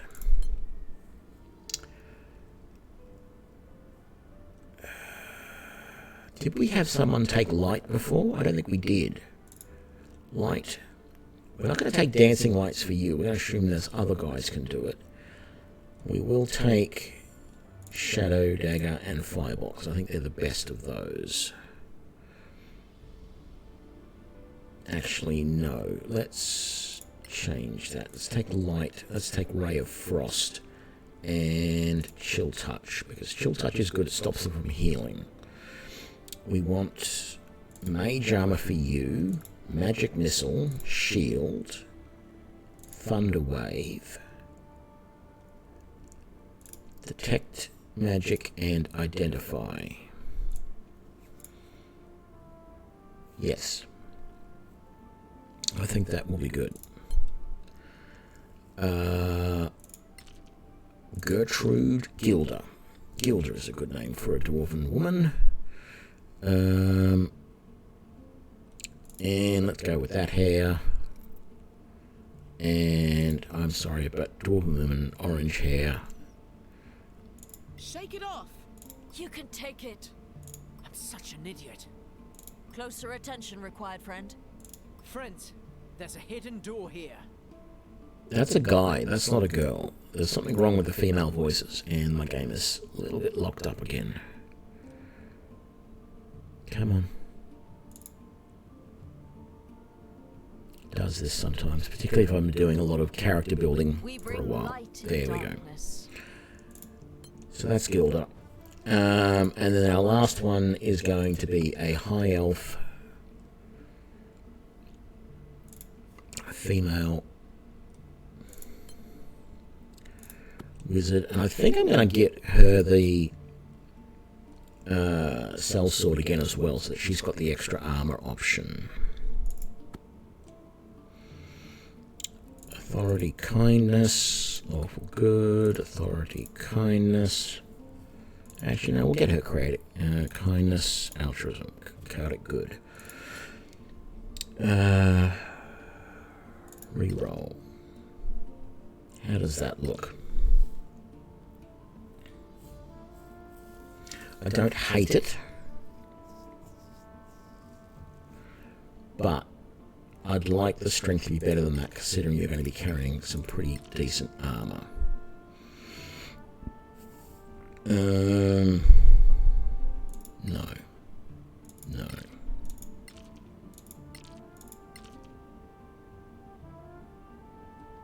Yes, we'll take that.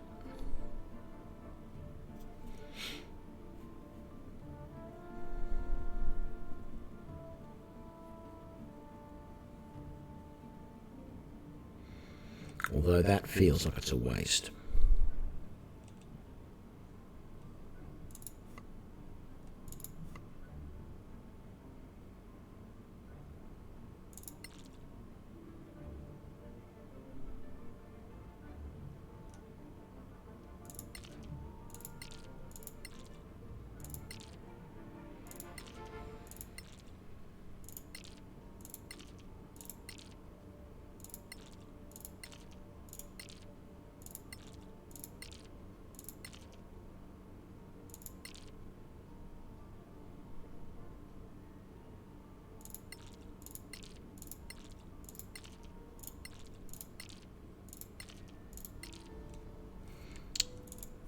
Let's just forget it.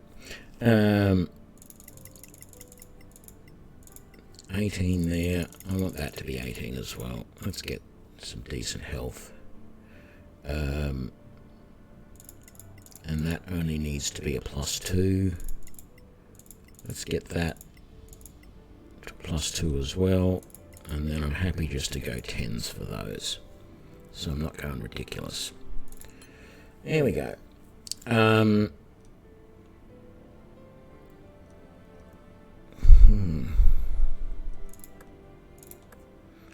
guess that will do.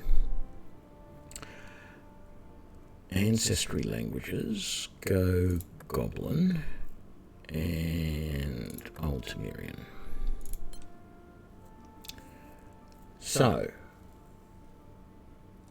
Dancing Light, Shadow Dagger, Chill Touch. Oh, we get one more. I keep forgetting about that. You can take light as well, so that we can light up our equipment. You can take both of those. You don't need that, so you can take that and that. And then we'll give you that and color spray.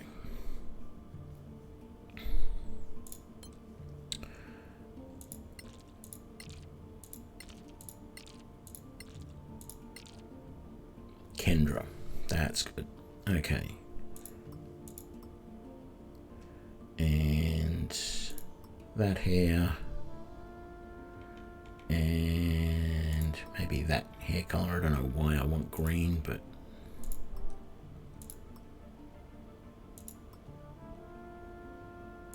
yeah, that'll do. Oh no, maybe that. Okay. And blue eyes for whatever reason. Bit of physique. Thanks. There's a trap. I owe you one. Didn't think you could do it. You'll get a nice scar. None of those really sound like... none of those really sound hugely like an elf, but anyway. Let's create our party then. So it's going to be Blaze and Willow up front. Or will it? Yeah, it will be. And then Gilda and Kendra. I'm going to skip through all of the texty stuff and get to the meat of it. Try and get through the tutorial stuff as quickly as possible, etc., etc. I really want to start getting into the real meat of it and seeing how well we're working on some of the stuff. You know, the dancing lights, how well that works. And ultimately see if we can at least get one suit of heavy armor. No, medium armor, sorry, for someone.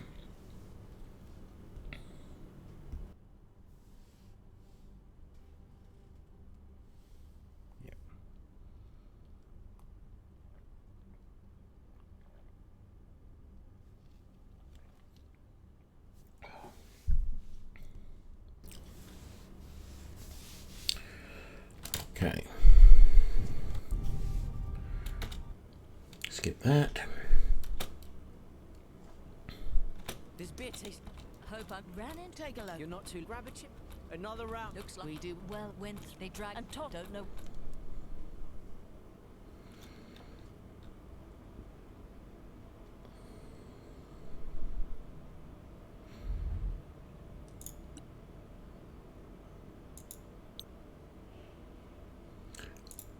I don't have anything to cast it on. That's annoying. That's alright. She's got dark vision anyway. She can see.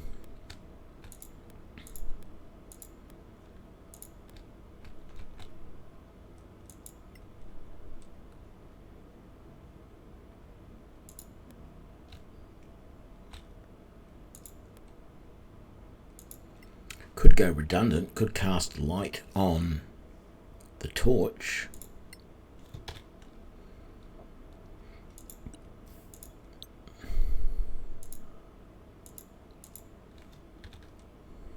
Actually, you can use this here, already holding a light source, but if you weren't, you could cast that. Light will guide us.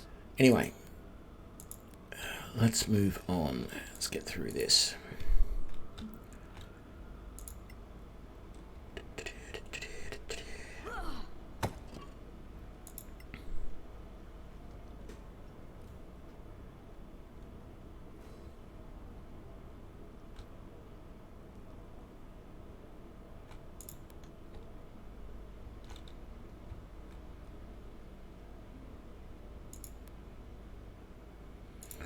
Okay, no path to there.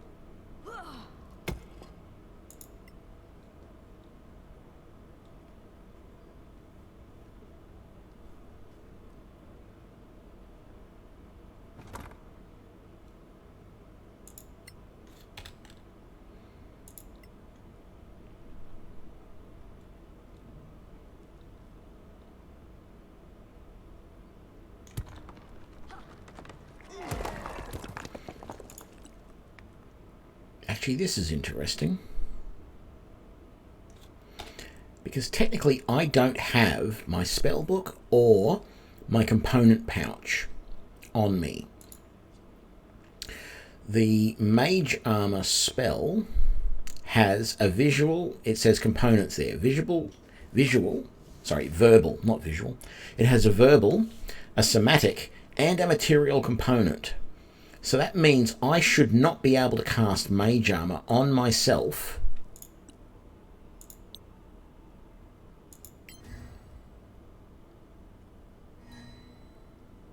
but I did. So even though you technically need to carry, or it gives you the component pouch, you don't need it. Light is with us. Right, see, there it is there. Why would I want to use... Oh! Can I continue playing, please? I could. Okay. That was interesting. We're going to take that off. What does it look like if you wear common clothes rather than your adventuring clothes? It doesn't actually change your armor class at all. It wouldn't. It shouldn't, sorry. That is 10 plus dex bonus. That is 10 plus dex bonus. Does it say anything else about that? Common clothes value is 5, weighs 3, yet your adventuring wizard's clothes only value 2. So we're better off selling those clothes, keeping all of that on. How much does that sell for? 25. I'm not going to sell it, but technically you don't need it. So, yeah. And we have here the ability to craft healing potions, which we're going to sell because we can't do that without being able to cast. We're going to read that so we can craft that. We're going to sell the rest. That's our spellbook, so we definitely don't want to sell that. We're going to sell all of those. We're going to sell all of those and that. We're going to sell that. We're going to sell... No, we're not going to sell that. Actually, we probably could. We only really need one person in the thing to be making stuff, but we'll sell that as well. Okay. Let's leave. Where do we leave? I thought it was over here somewhere. Yes, it is.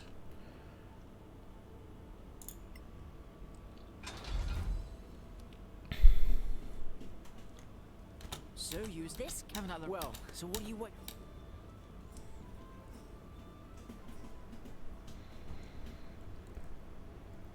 Oh, it's Blaze who gets to fight these guys.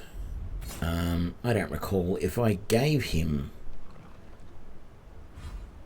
Well, he's got Magic Missile at the very minimum. Thunder Wave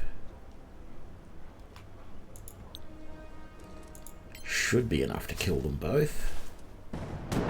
A victory fit for a song. Yeah, that worked. Then let's come over here and there'll be this other wolf.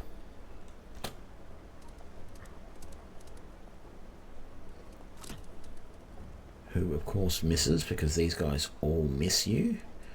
And let's try... Actually, why don't we just do another Thunder Wave, frankly.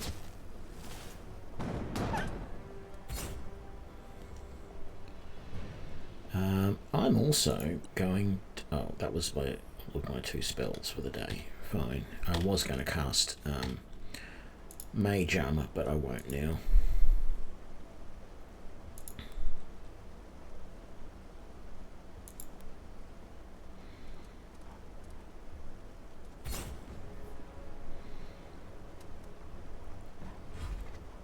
So, disengage, go to there,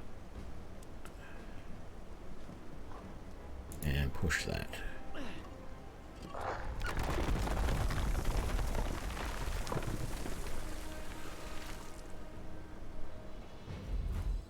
I wonder whether the council would be annoyed with the fact that you just destroyed one of the only bridges in the region. That's right. that. Never mind. Untold Zorak. I stumbled. That is. I was And decided it was a beaut. And damn, that hurt like hell.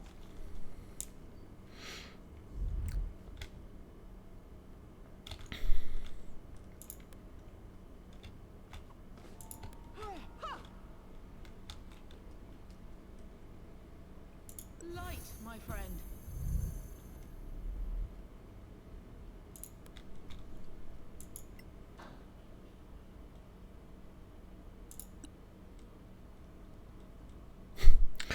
I won't use Burning Hands. I was thinking about trying to use Burning Hands to light that torch, but that doesn't feel like a good option.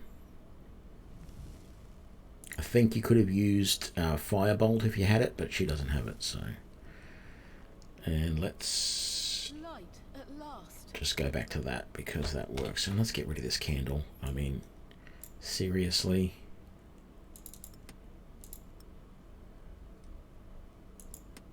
What's the point in carrying a candle around like that?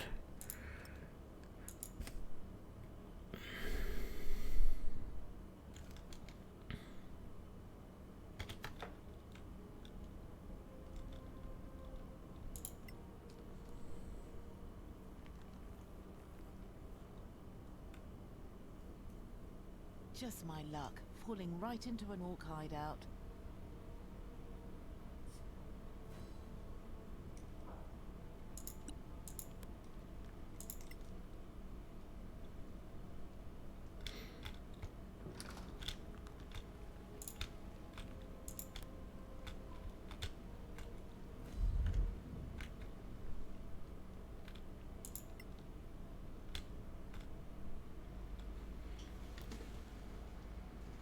Hey, thanks for the follow, Mika.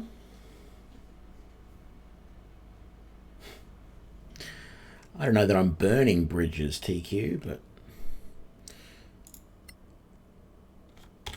at least I'd like to think I'm not burning them.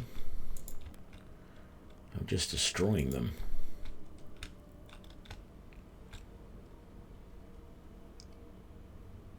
There they are. Head down, or I'm next on the menu.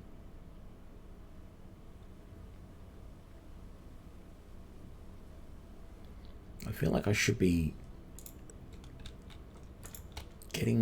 not carrying anything that's going to light up the way, because I feel like that would surely alert them if you would notice a light above you like that.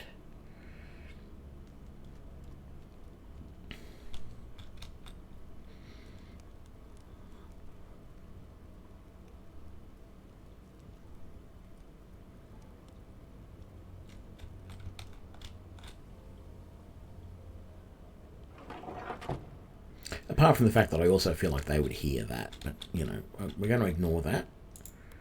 It's willing suspension of disbelief and all that.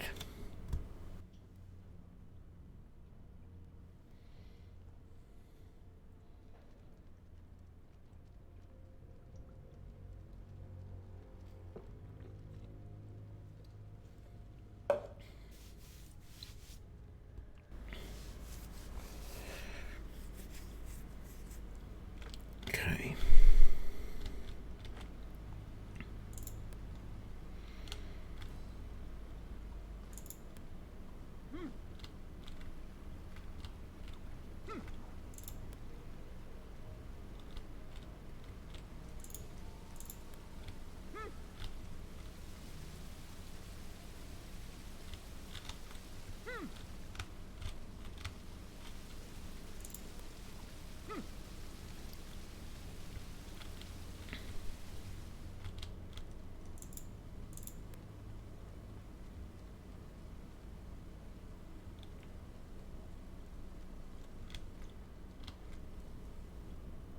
They're camped right by the only exit. Just keeps getting better. Guess I'm waiting them out. At least these rocks are Damn uncomfortable.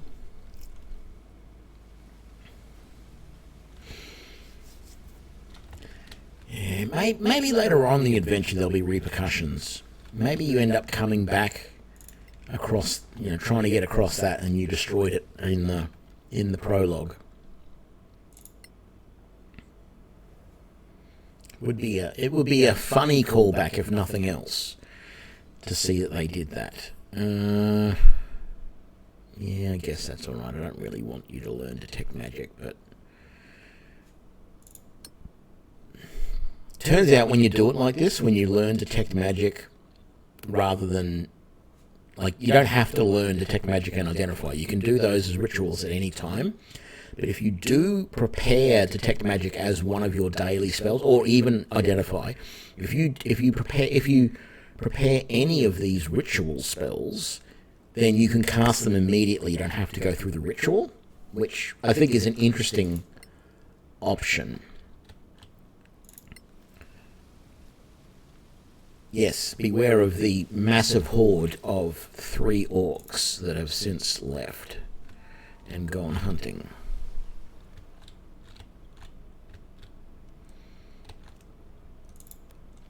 Let's get out of here, because I don't think there was anything here to loot, was there? Not sure. Quest started, rebuild a bridge. Yeah. Orcs have a very distinctive stink. We should. We've all. Yes. We can't find. I stopped and discovered. Indeed, because you.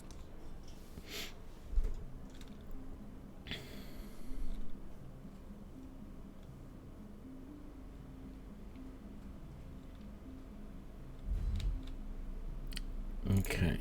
No, I want to go cautious, not cast a spell. Here we go.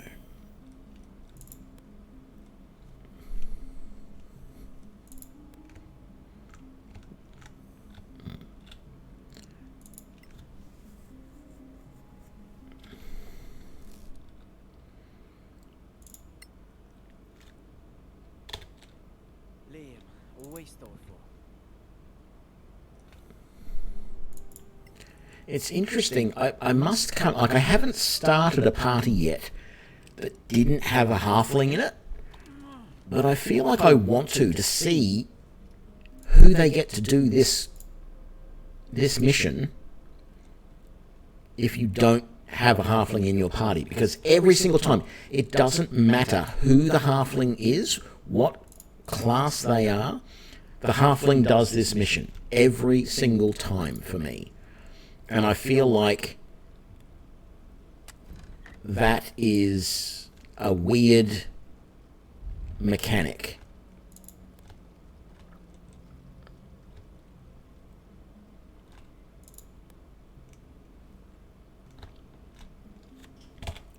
Let's just quick save.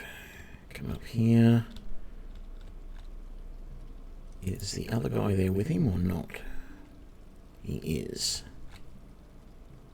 I need him to turn around and go the other way. And then I need to very quickly sneak up here. Am I going to be able to... No, I can't. Okay, oh, that's right. I don't have the sleight of hand feat skill thingy. So, okay. So I can't steal that key from him. Let's come over here. Let's climb up there. There we go. Oh, it's echoing again, is it? I don't know. I think it's my laptop dying, actually, more than anything. Although, you know, I won't say this was a cheapo mic. It was $100. It wasn't like a $10 mic. But I have thought I failed. Can I do that again? Or not?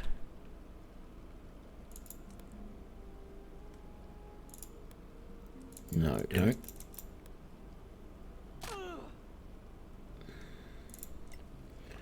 I have thought about getting a new...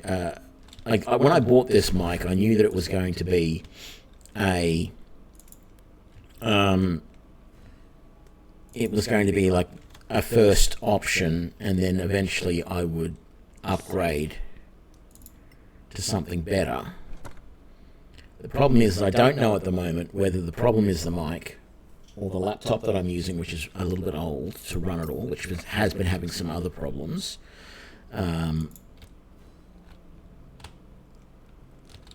So I don't know.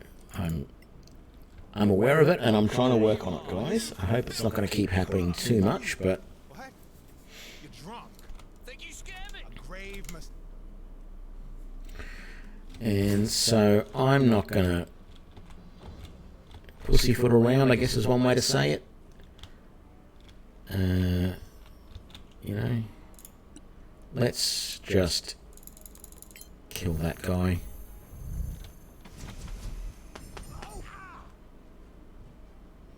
Okay, he survived that.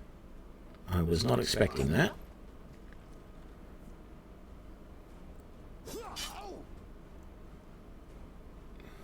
But that's okay, because he's not going to survive the second round.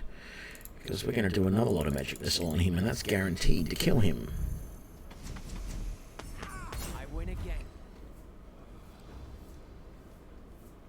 Are you for?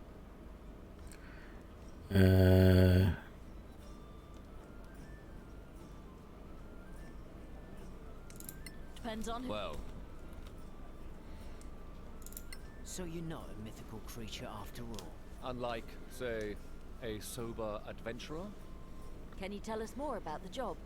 Well, I suppose. What do you want to know? We're good. We should go, don't Very well. Come. you? I, for one.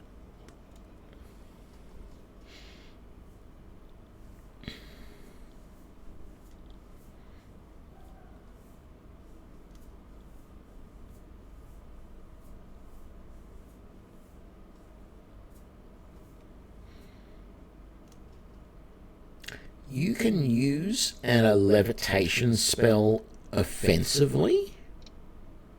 That's interesting. So you can levitate an opponent, which stops them from getting to you. That's only really going to work on melee opponents, but that is an interesting option. I wonder if you can do the same with fly. I mean, okay, so the thing is, you know, if someone if I was playing this on tabletop and I had access to a levitate spell, and I could use it like that, where I could levitate an unwilling being, you know that I'm going to levitate them up as high as I can, as quickly, well, and then drop them. Like, of course. But also, I'd like to know, well, how fast can I levitate? Because I want to levitate them up into the ceiling at high speed so that they crash into it. Ah, so they do get a save throw. Right. Nice gardens. I never thought I'd get so close to the embassies. Oh, I saved too late. Look at the size of this council hall. So this is what they spend our taxes on. Look, is that the princess? I should be skipping through all of this. Then There's You thought. If she... Lady. Lord Karen. Yes, my lady. They are. My and one your do you? I swear.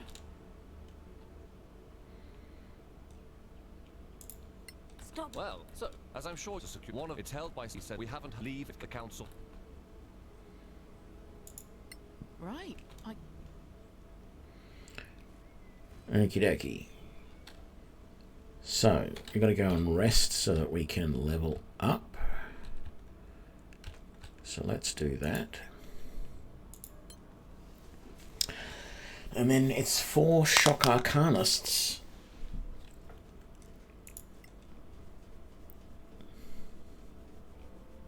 Hello, adventurers. What can I offer? We'd like to Sure. Just. a sweet. It's.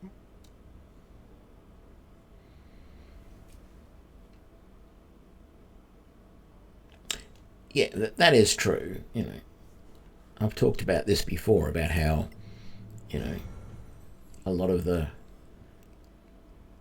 a lot of the features and like even just, you know, the wording that is used in a lot of spells and features and stuff like that is very precise now, because, you know, there was stuff that people started to do in the tabletop, and then you just can't do that in a computer game unless a developer thinks of it and says, oh yes, let's allow them to do that. So why did that not go on? We picked that. Very good. Now we get 2 new spells. What do we want for spells here? You don't have Burning Hands yet, so we'll take that. Fog Cloud's a pain in the butt. That lasts 10 minutes, but I really don't see the... So, Aberrations, Celestials, Elementals, Fays, Fiends, and Undead have disadvantage, cannot charm, frighten, or possess. You can re-roll a save for advantage if already charmed, frightened, or possessed. So that's good to break that as well. Let's take Jump, actually. Just because I think there's a place that might be useful. And then we will prepare your spells, and we don't want Jump there, so we'll take that instead. And I think that's good. No, we can prepare Jump later when we actually need it. So you then are still going to also be a Shock Arcanist, but we're going to be giving you armor, so we don't need to take Mage Armor spell. Let's take... I personally don't think Charm Person... See, this is the thing. Charm Person used to be... Maybe it wasn't. But anytime I played in any computer role-playing game or any tabletop D&D, when you did Charm Person on an opponent, it made them see the entire party as an ally. But this just considers the caster to be an ally. So, and it's the same in Baldur's Gate 3 as well. They've done the same thing. So the problem is, if you're in combat and you cast Charm Person on an opponent, they just won't attack you. They'll attack one of your companions instead. Which is sort of okay for you. It's sort of good for you, because then, you know, you're not having a problem with being attacked, but it's still not great overall. Let's get Protection from Good and Evil and say Sleep as something different. I don't really like those spells all that much, but we'll take them anyway, and we'll prepare your spells. And I think we'll drop that and that for Thunderwave and Hideous Laughter for the moment. Actually, no, maybe we'll get rid of Hideous Laughter and we will take Sleep just to see how it goes. But that's it. I definitely want those 3 there because they're the evocation spells, and we are a Shock Arcanist now. We're an Evoker. We need that. Let's level up you. You're our other...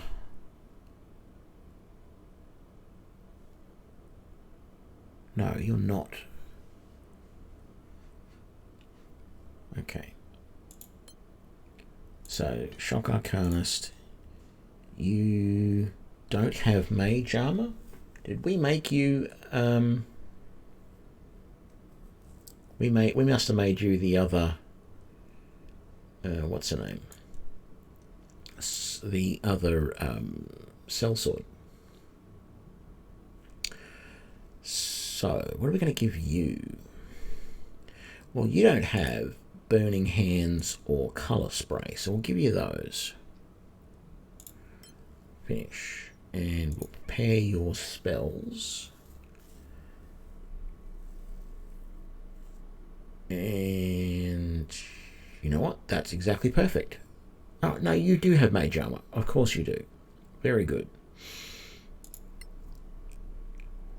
You're the other sellsword. Yes, sellsword. It says so right there. Traditionally, I've had problems with sleep for years because maybe they've changed it, but it always used to be that sleep only affected a certain number of hit dice of opponents. So at first or second level, sleep always seemed great because you were up against, you might be up against a bunch of goblins, for example, and they all only had a single hit dice. So you could put half a dozen of them to sleep without a problem. But very quickly, it becomes an absolutely useless spell because you can't even put a single creature to sleep because they've got more hit dice than the spell can handle. So that's why I tend to shy away from it, because while it's useful at early levels traditionally, and maybe I'm wrong, maybe it's better now, it just says put a limited number of enemies to sleep for a limited time. So it says target 4. Is that 4 hit dice? It's unclear.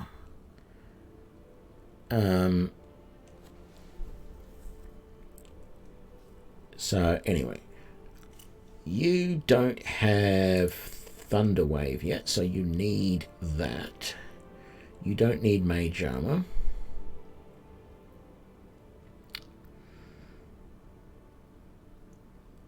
Let's give you... I was going to say jump as well. Yeah, why not?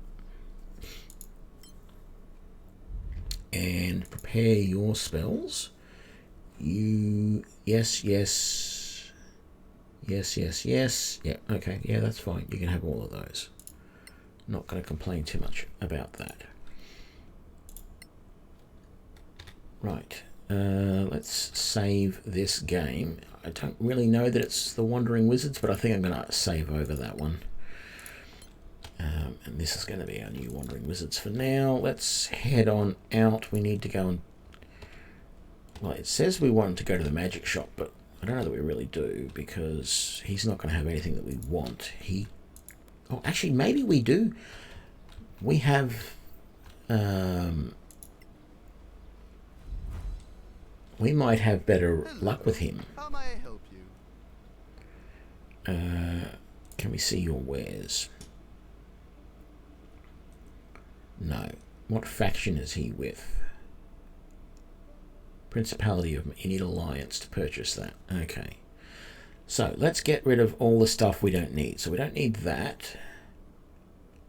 We already know crafting magic missiles. So we can get rid of that. And we're going to get rid of that. We're going to get rid of that. That's your spell book. That's a notebook. Don't need it. Let's get rid of your candle, because we don't want that. Keep the rest. Beautiful. And then we'll go to here. You don't need that. You don't need that or that or that or that or that. Was there anything else that you had? No. So that's all good. Very good. Okay. You've sold all of that. Don't want that, that,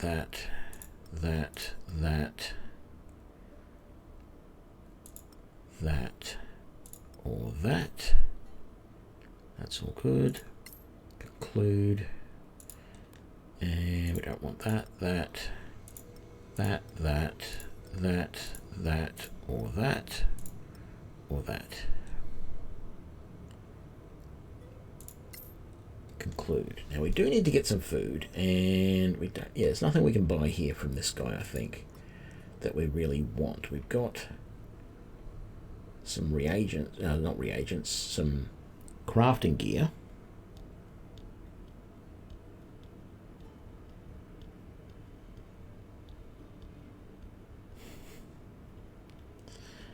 Lay on the edge of the bed, you soon drop off. 1 square is 5 foot. Yeah, okay. If you sleep, creatures climb, they fall and die. Yeah.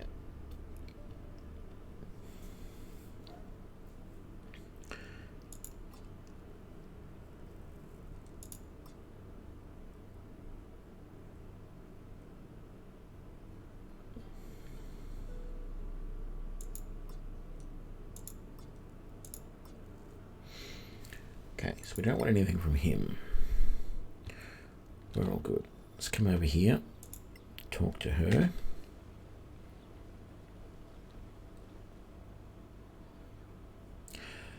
Welcome to Gorim's Emporium.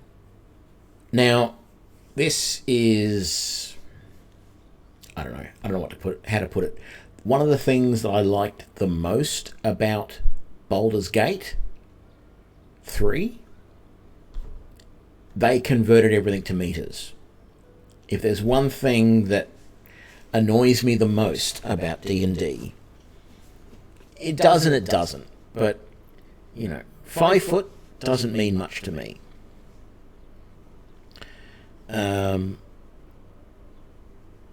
Although 5 foot is about 1.5 meters. But it's just, it's so old-fashioned to be using.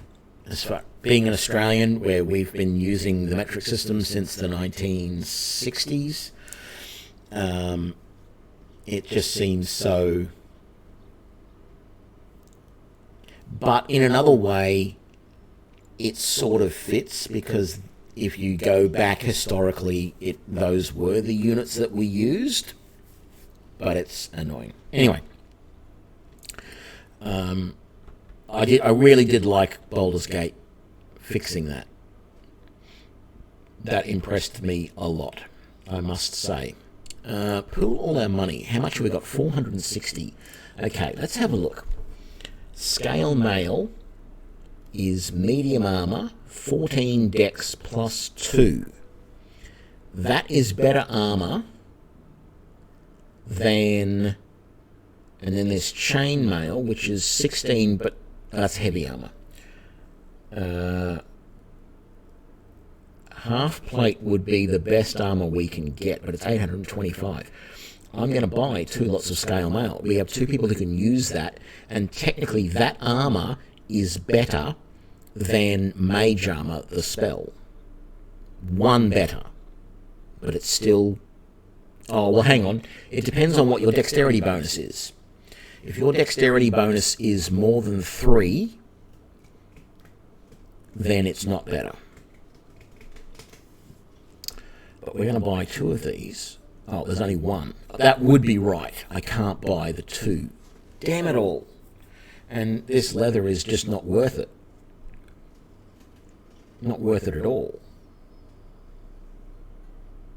And I can't use the heavy armor.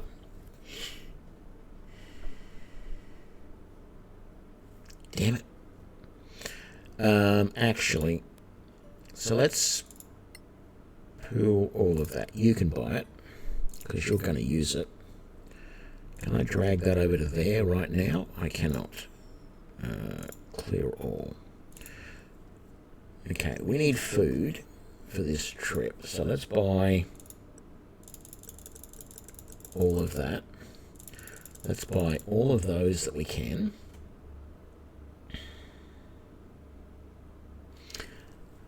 If I had the money, I would buy another thieves' tool, but I don't think I will bother. We've only really got one person who is good at using it, so we're not going to do anything stupid with that. We'll buy all of those. It's 262. We can't afford that. Can't even afford one of them.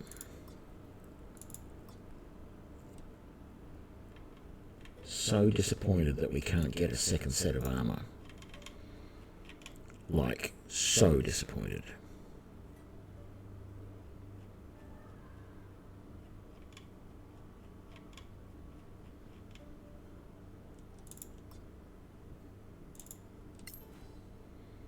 Because that's, and well, even just there's not more.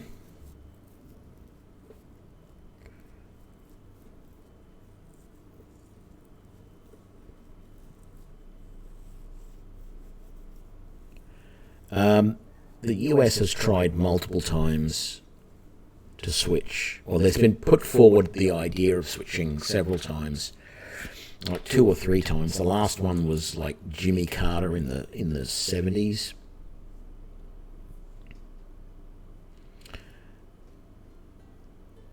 Well, I use 24-hour time, but I'm an IT guy, so in fact I use let me show you. I'll type in, like, I don't even just use 24-hour time. I use a very special date format, because today's date, and it's currently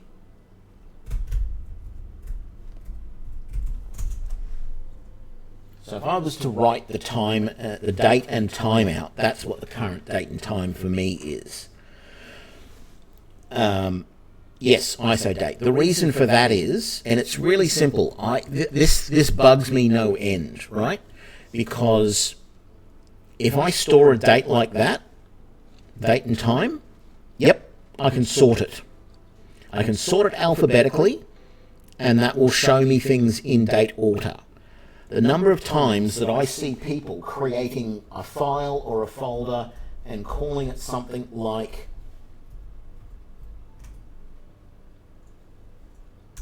that, for the month, and then you're trying to find that amongst all these other folders and stuff like that. It's a pain in the butt. Whereas if that was stored as that, for example, it'll sort, it's easy to find. So anyway, yeah. But generally, if I'm walking down the street and there's a clock somewhere, it will be in 12-hour time, not 24-hour time. But I've always used 24-hour time since I was a little kid and I first heard about it.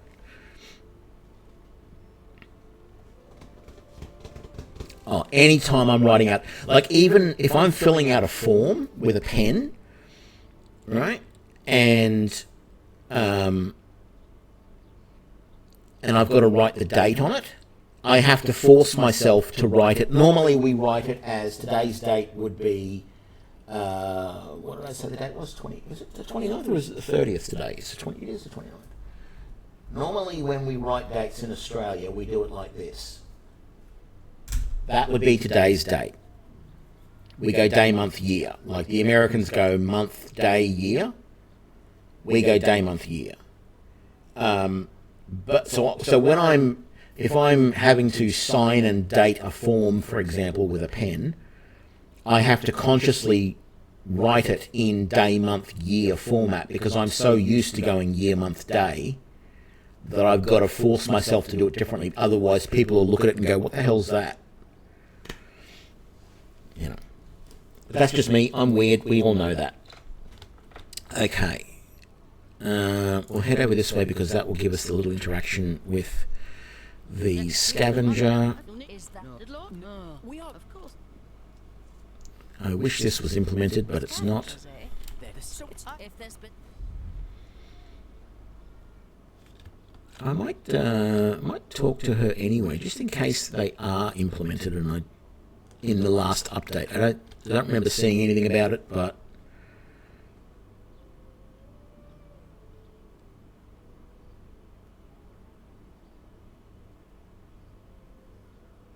no, and I don't write much anymore because I used to write so much, even when I was, in my job. I used to keep notes on everything and write, and I would still write out year, month, day, because I just got so much into the habit of doing it in that format.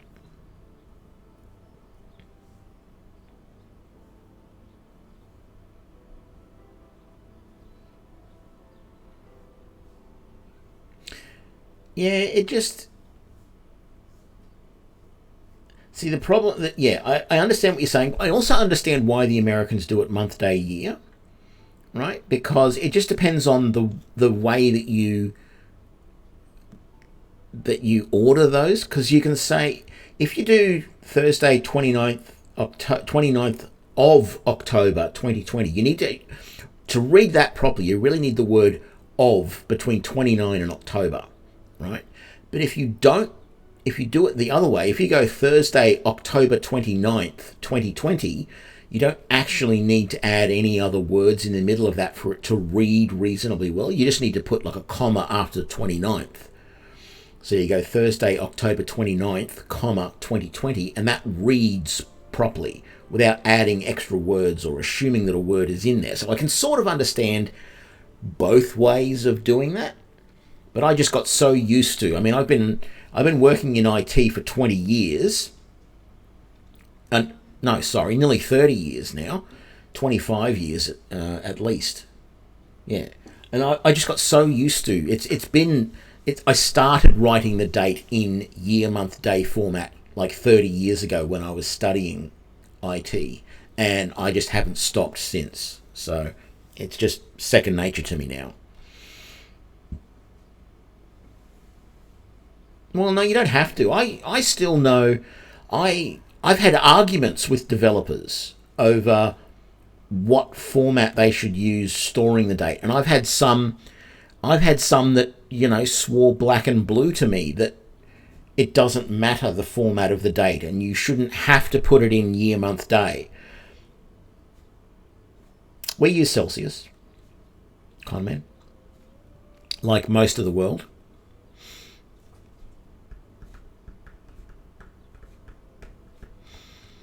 The fact is that computers these days can convert between date formats so easily anyway that it doesn't really matter. But I just feel it's always simpler if you always get into the habit of storing things in month, day, year, and then, you know, if you want to put the time as well, 24-hour time after that, then it doesn't matter whether you're storing it as text or you're storing it as an actual date, because normally if you store it as a date, it's actually something like the number of seconds since the 1st of January 1900 or something like that.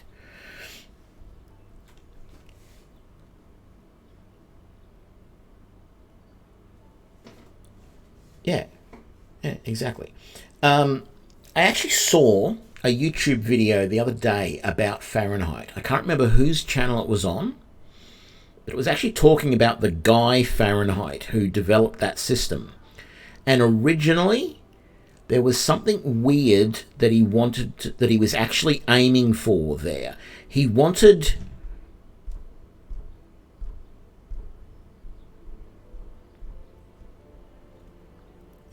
sort of wanted, I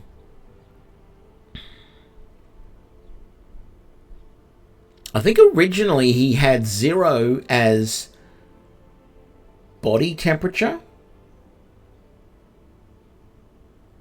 He originally had the scale reversed, right? So that as you went from frozen to body temperature, it actually went, the value went down, not up. Right? So he had, I think he had like 100 Fahrenheit was body temperature, and 0, no, other way around. 100 Fahrenheit was freezing, and 0 Fahrenheit was body temperature. And then as you went beyond the body temperature, it actually I don't think he really thought about that. But there was something, maybe I'm getting it wrong, but there was something that he was doing there, and the scale was actually originally reversed. Or was that Celsius? Because technically we don't use Celsius, we use centigrade. I think maybe it was the Celsius one that was reversed. Anyway, I'd have to go and look it up. And I'm in the middle of an adventure, so I'm not going to look it up right now. Let's get this out of the way. Ah, you came. You picked You up. don't. What kind of Simple. In the marches, who's captain? You really. Anyway, well, you're still a bit. Ouch. Orcs will and stop into. So let's say too much for you to log back. Oh, so we. So instead, and we take our. We bring it back. We move the stuff for a percentage of. What? You're not in your little backpacks. Yeah, system not available in early access, so they haven't fixed that yet. Well, thank you. Fine. Are there others? Anywhere we... By the way, in what? In getting up the output? Right. That would be the more you do. Oh. So this... And I guess we'll... Sure.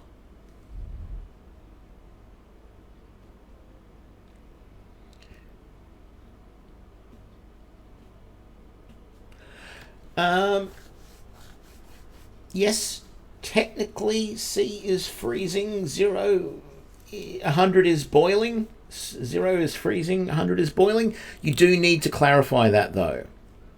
At 1 atmosphere. It's at atmospheric pressure at sea level, or the average atmospheric pressure at sea level. Because change in pressure changes all of that. But yes, technically, that is correct. Where do we want to go? We want to get out of here. And I don't think I want to rest for another night. I can, technically.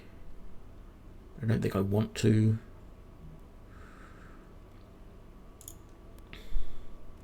We want you to put your armor on, though. What does that give you now? 16 armor class. Very nice. But I still think we get a better armor class. Let's try it. So what was your... So my dex bonus is +3. So yeah, I will equal his armor by using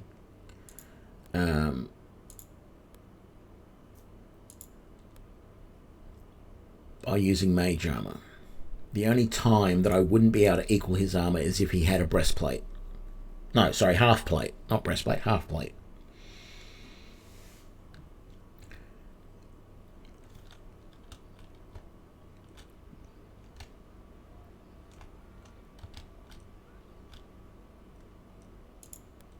That's alright, I was checking how much money we have left. We have enough. Let's rest for the night before we head out. Because if you don't, we're just going to end up camping outside the city walls anyway, so... Hello, adventurers. What can I offer you? We'd like to stay for the night.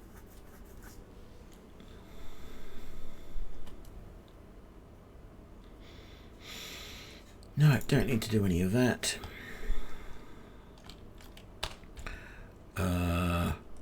No. Let's do it this way. And head over here. The only thing this game... One of the things this game lacks... I won't say the only thing. One of the things this game lacks... There's no way when I'm clicking here to move my party here to rotate which direction you're going to face when you get there. So they're all facing this direction. But if I want them to be facing that direction, I have to do a second move operation. It would be good to be able to say click here and then set a direction by, you know, right clicking or doing something, you know, click and hold and then point in one direction or whatever.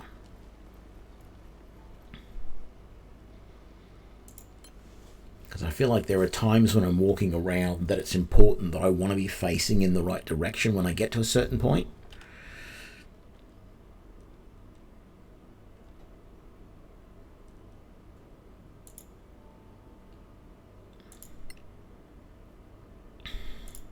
Yeah, we'll just do normal travel.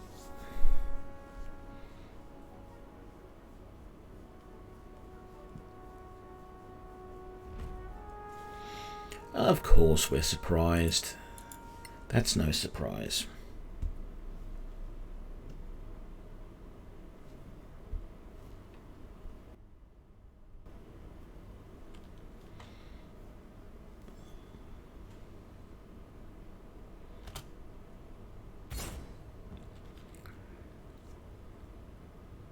Okay.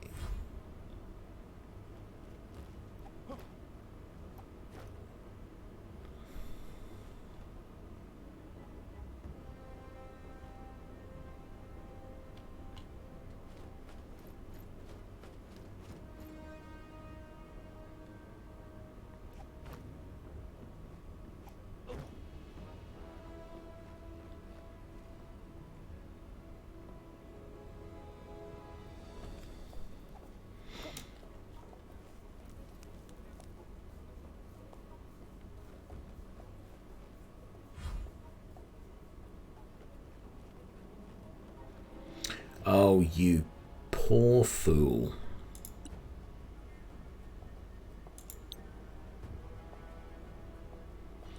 Maybe not. Let's try Thunderwave. Yes.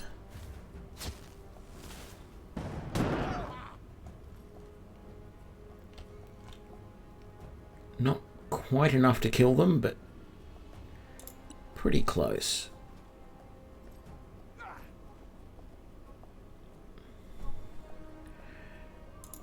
And what have you got that you can take that guy down with? Let's not colour spray him. Look, don't piss about. Just kill him. Good kill.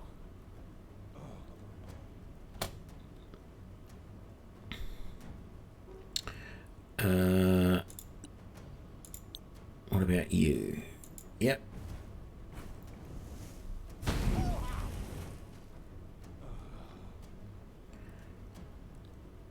Gotta love it. And then you just magic missile him to death, please.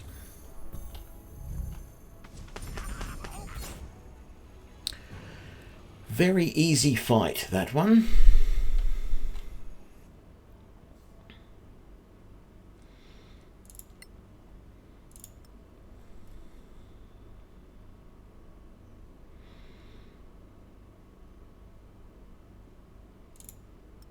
We will take the rations, and we'll take that. How much is that worth? 25, 25. I don't know. I don't want to be carrying all this garbage around forever. What do we got? That's heavy armor. I don't want to carry that. I do want the potion. That's worth 50. Doesn't weigh too much.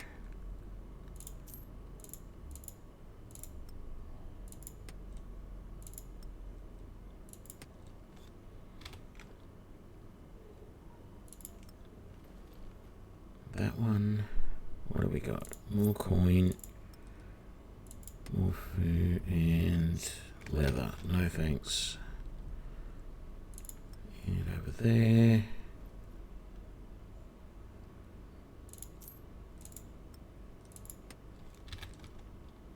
Okay.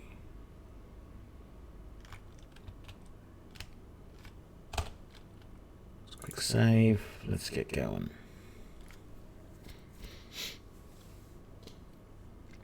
Yes, we want to resume camping. Thank you very much, Lee.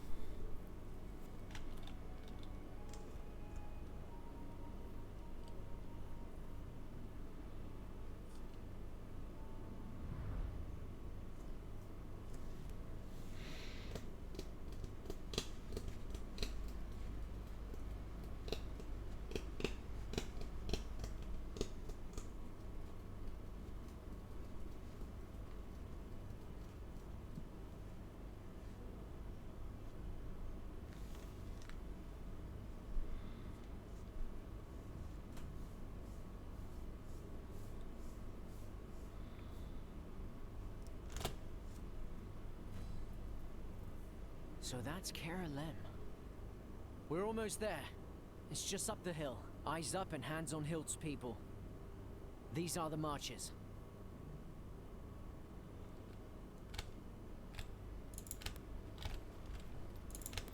So ideally, he needs to have Mage Armor. Ideally, I don't want to be using... I want to use as few spells as possible. So mostly cantrips here, if I can.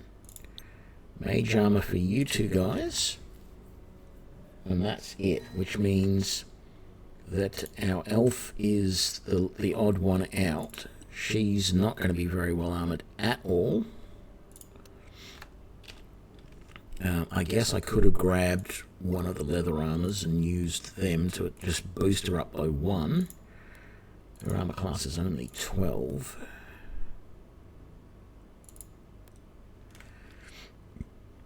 I mean, I could... Sure, I could get one of the other guys to cast Mage Armor on her in the meantime. We'll see how we go in combat. If I need to, I'll do that, but I don't really want to.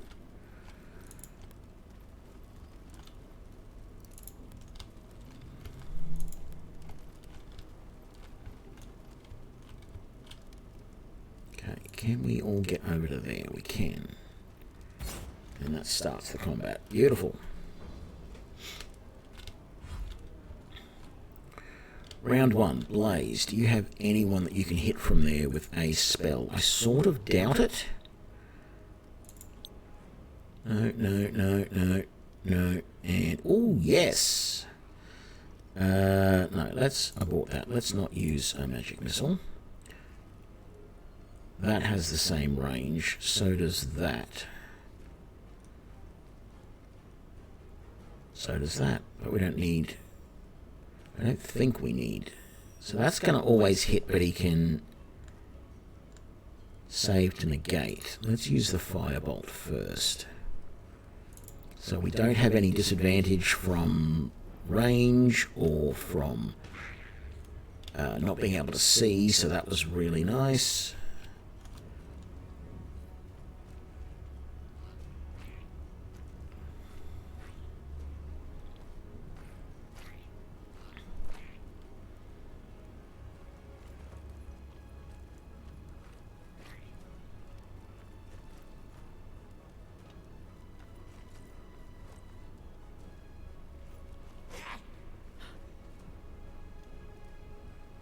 Oh, we could have moved forward 1.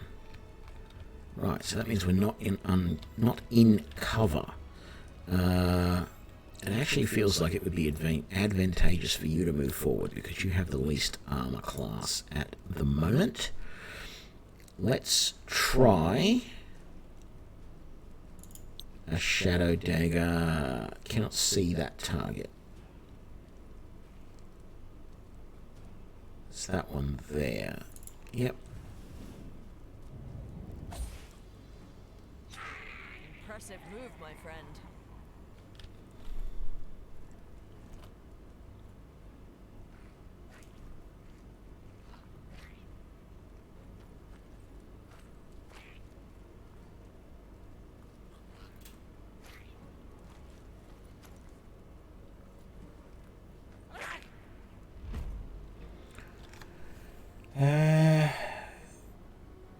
No, we'll pass. Damn it, we took damage. That's alright. We're still doing good. Yeah, let's move you up to there so you're under cover. And then you can...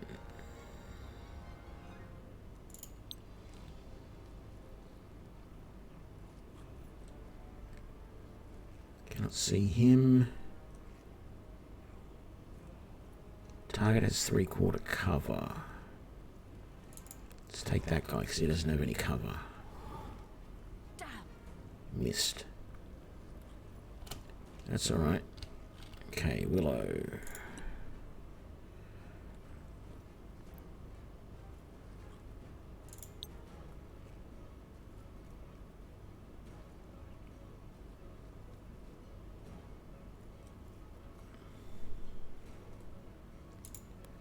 Yeah, give him a try. Good.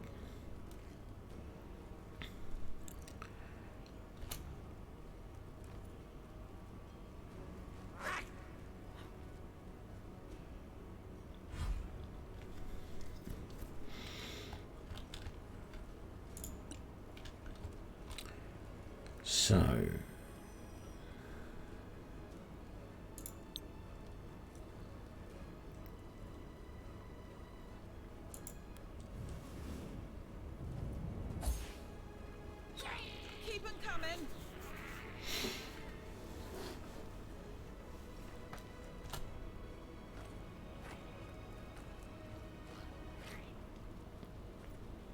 So, I don't know, it looks like these goblins might have a low wisdom save. Like, technically you can see there it was a roll of 7 and a -1, so they've actually got a penalty on wisdom saves. That means that that psychic dagger, that shadow dagger spell is really good to use, because they can't save against it. And it always hits, so they're always going to have a disadvantage. Well, he managed to save that time, but he rolled a 16 to save. Game would prove me wrong, wouldn't it?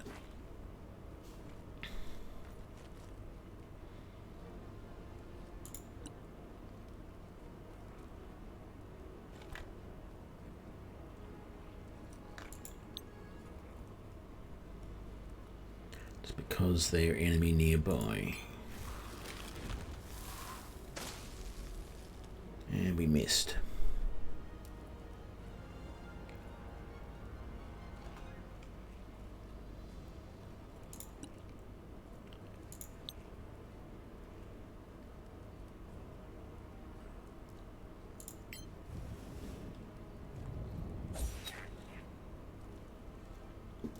Okay.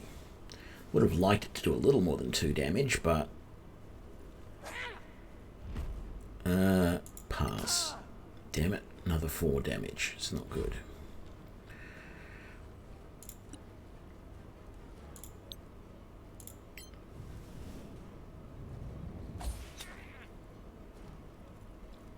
That's annoying. Come on, guys, do a bit more damage than that, please.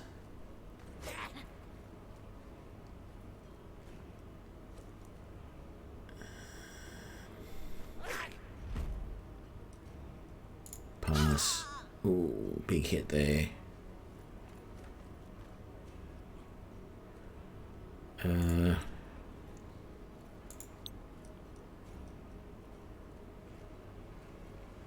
I think it's worthwhile. Gets rid of all of them in one go. Okay, he saved. He saved.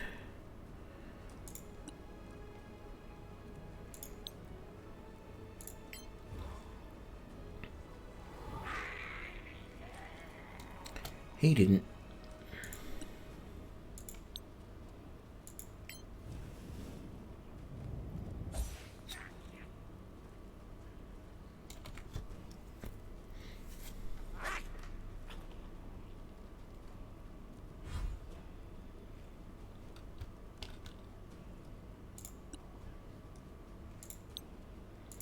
Let's get rid of him, hopefully. Another victory.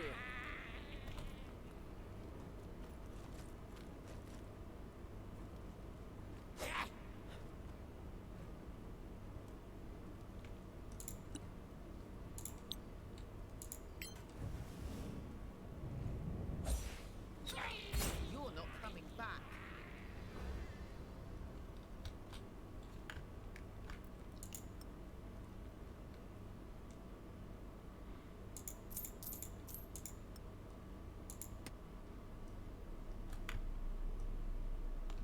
No, won't bother picking that up.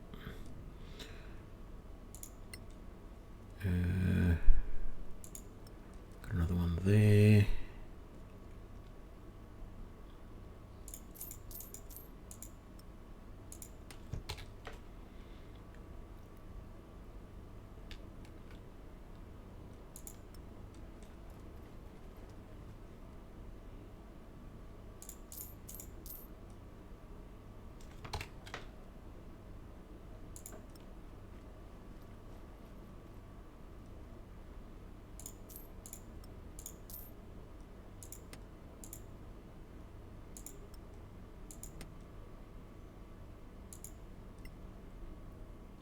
How much is that worth? 25. No. And then there's another one there. I think that's all of them then. They pretty much all came down to get killed.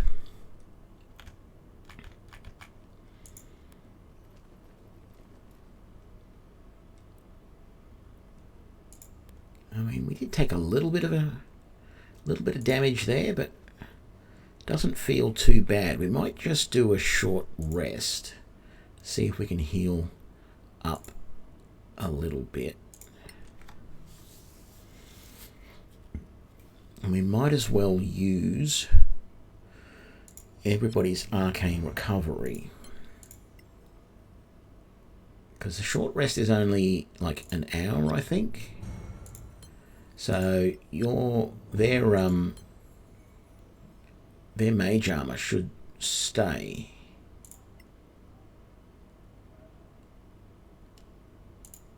Let's do that. Let's quick save. Come on down there. Shadow Dagger's an illusion spell, which usually I'm not big on illusion spells. I think they're a little bit blur. But that one seems to work well, so I'm not going to complain about it. Let's just click over there.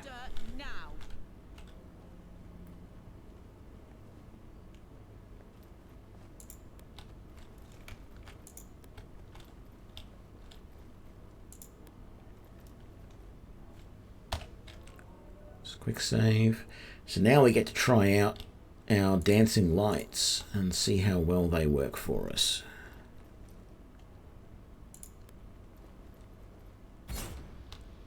Because we're going to need them.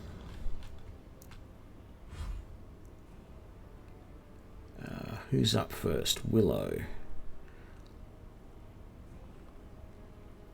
You got the best armor. Let's get you up there. And then... yeah, I know I can't reach that target. What is it going to say? I can attack him and it thinks he's well lit. Okay, I do have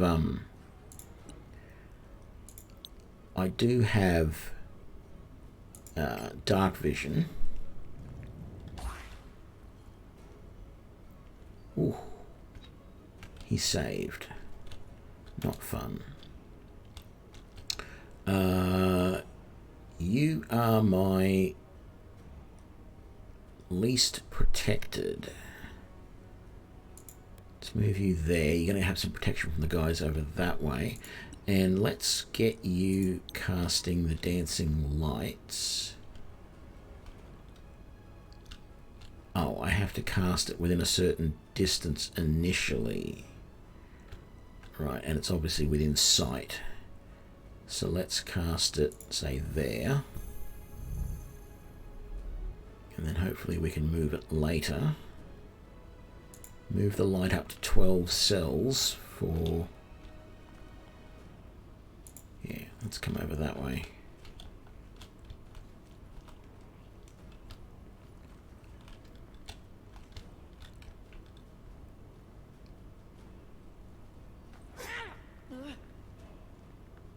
Ah, that guy was back there. I didn't notice him. Oh, hello there. You popped up out of nowhere. That's alright. Gilda will take care of you. Hopefully.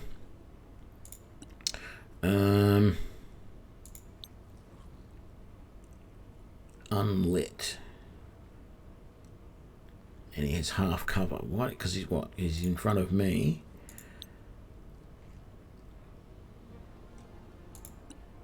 Okay, look, he's threatening us, so let's just...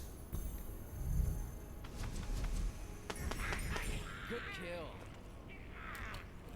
I didn't want to use any of my main spells because you don't really have a huge range of them initially, but because there's nowhere to rest here until you're finished. Damn it, he saved that. Okay.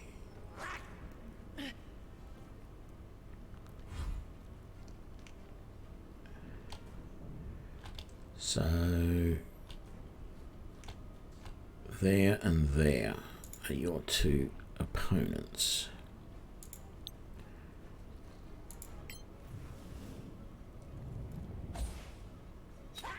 You lose. good.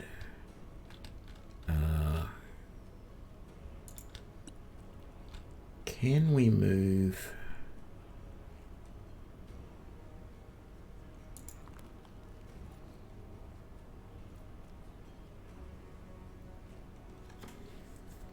That really didn't help. It should, because I think that's where the other guy is. Anyway, for now, who can you attack? You can attack him up there. You can't attack him, and you can't attack him, so no choice. He failed his save. He took 2 damage. Could have been better, could have been worse, could have been 1.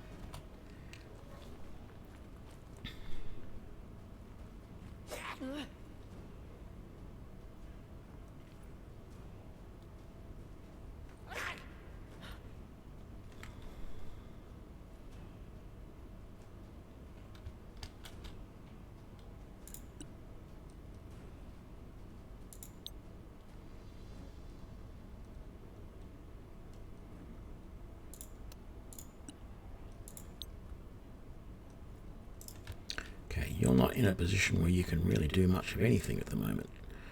So, let's move you to there, which protects you that way. Doesn't protect you this way, but that's fine. And then you can cast Chill Touch on him. Beautiful.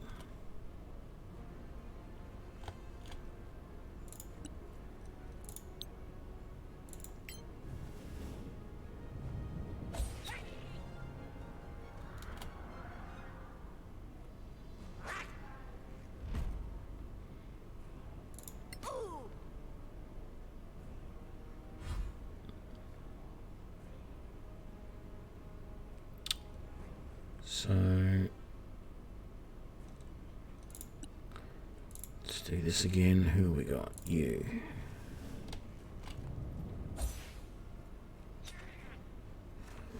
I wish you were doing a little bit more than 2 damage at a time, but beggars can't be choosers, I guess, as my grandmother used to say.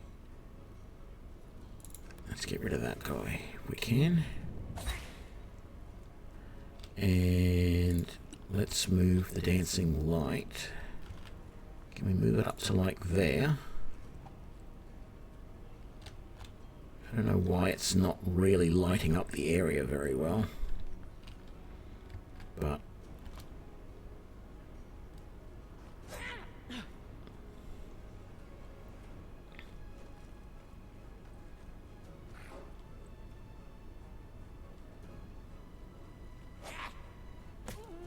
you'll get a nice scar.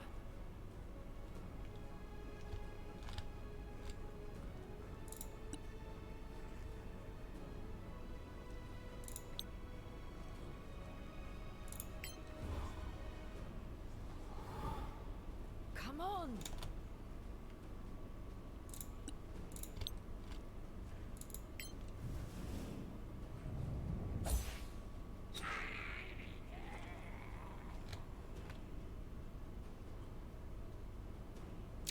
hang on. Am I being stupid? That's an evocation cantrip.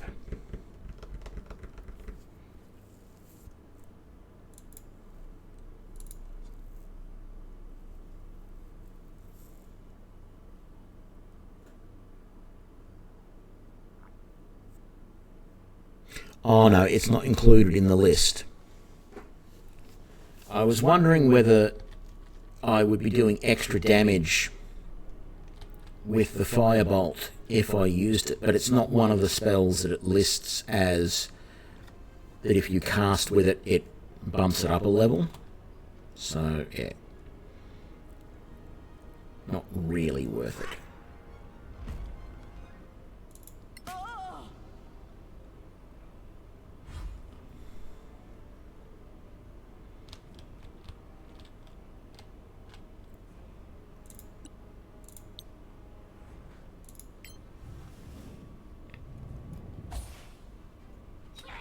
One less enemy. Okay. All good. Let's move you to there. Can we see him now? Where is he?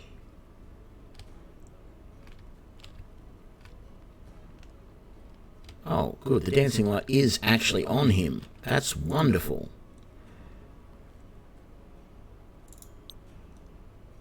Not that it matters for this spell, because you can hit him no matter what.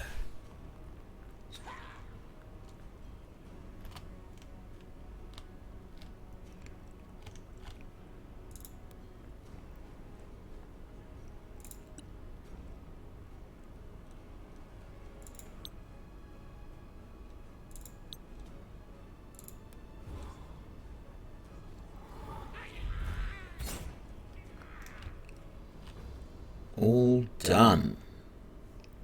Very nice. Okay. Where are the dead bodies? There's one there.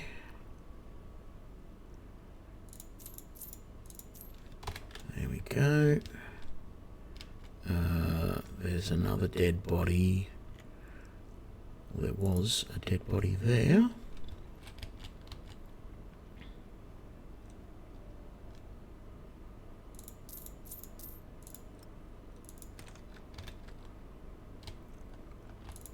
And then we'll come over here. And there's a dead body there.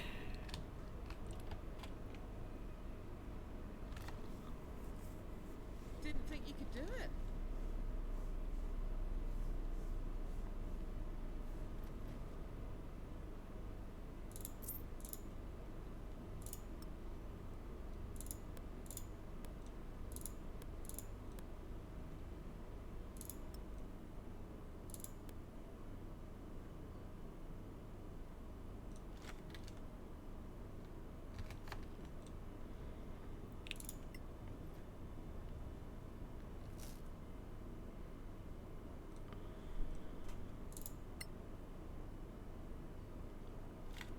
You already know that spell, I think. Maybe you don't. Let's have a look.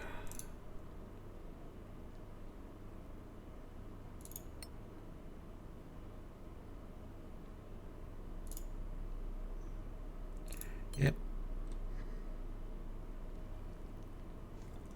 That was successful. I just realized that I haven't shared the potions with people. So, which one is it?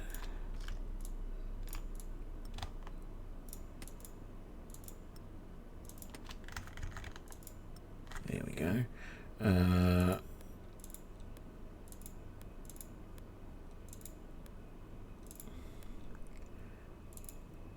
then, no. You can have one of those, and you can have one of those. Very good.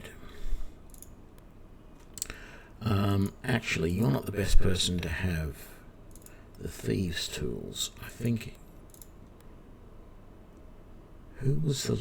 No, your sellsword, lawkeeper, sellsword. Oh, I didn't make anyone a lowlife like I said I was going to. Who's got the best sleight of hand? 3, 2, 2, 2. Okay, that's simple. There we go.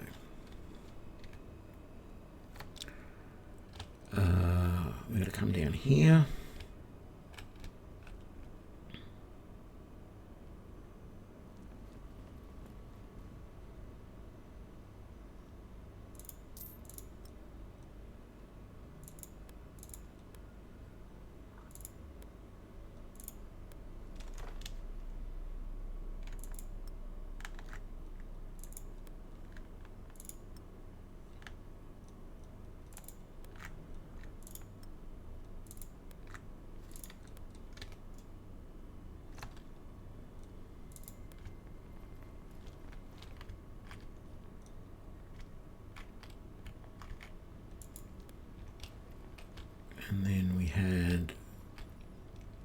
I thought we had another. Oh no, right there is the other dead body.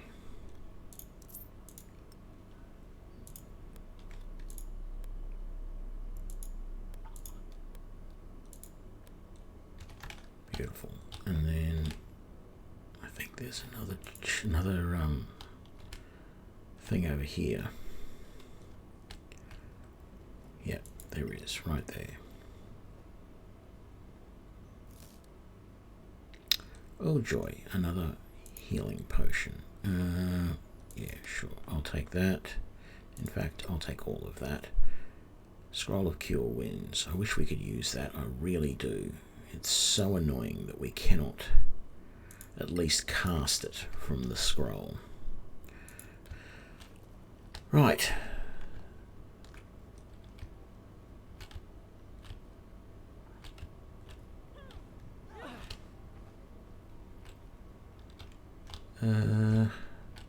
This is the way out. Got a little bit turned around there.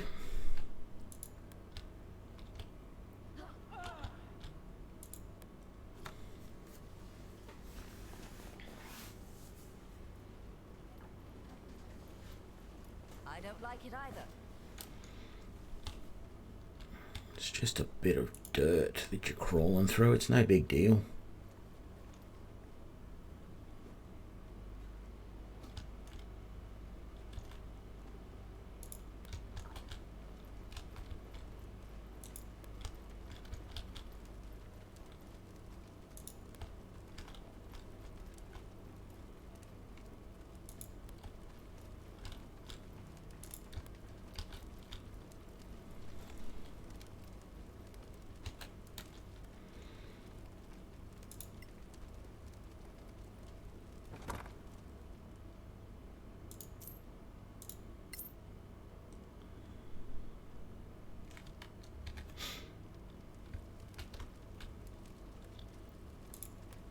Do we have enough stuff to do some crafting yet? We do not. What are we missing there? Metal. We're missing a lot. Well, hang on. Maybe... No. Who had... Oh, no, none of us had it. That's fine. No, everybody, please. Back over there.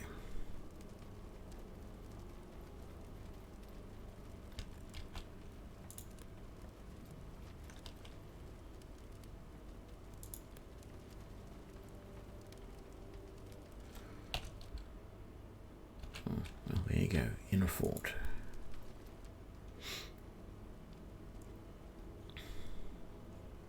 I have a bad feeling about this. Where's the garrison? Dead? Or run away? Look! That tower! That's insane! Amazing! Classic Tamarian architecture. I read about that, you know. It just ended up here after the cataclysm. Incredible. Anyway, we have a mission. Let's check the fortifications.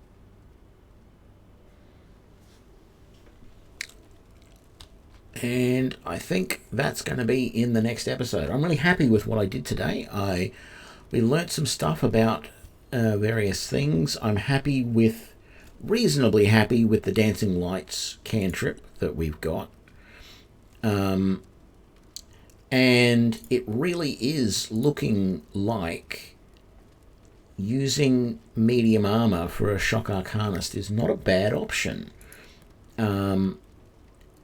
It saves you having to use Mage Armor spell.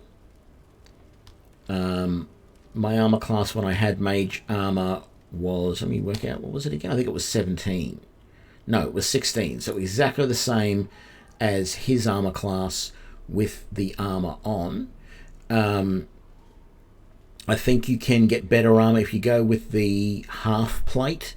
It will be 1 or 2 points higher again than that. So you'll go to 17 or 18. I don't remember which. That's very expensive unless you can find it. But 2 suits of scale, a suit of scale mail for everyone who's going to be doing that. We need to get one for Kendra at some point. But yeah, I think if you really wanted to build a tanky Shock Arcanist mage, then that armor is a good option. I haven't seen any major advantage yet on this guy from having his lucky ability, but I tend to feel that lucky on a halfling is just a really good overall option to keep you, you know, to just give you that little advantage that, you know, if you do happen to roll a 1. But I don't know if it's quite as useful with a mage, because about half of your spells automatically hit. Like, so this is the thing, right? Shadow Dagger automatically hits, but they can save to negate the damage.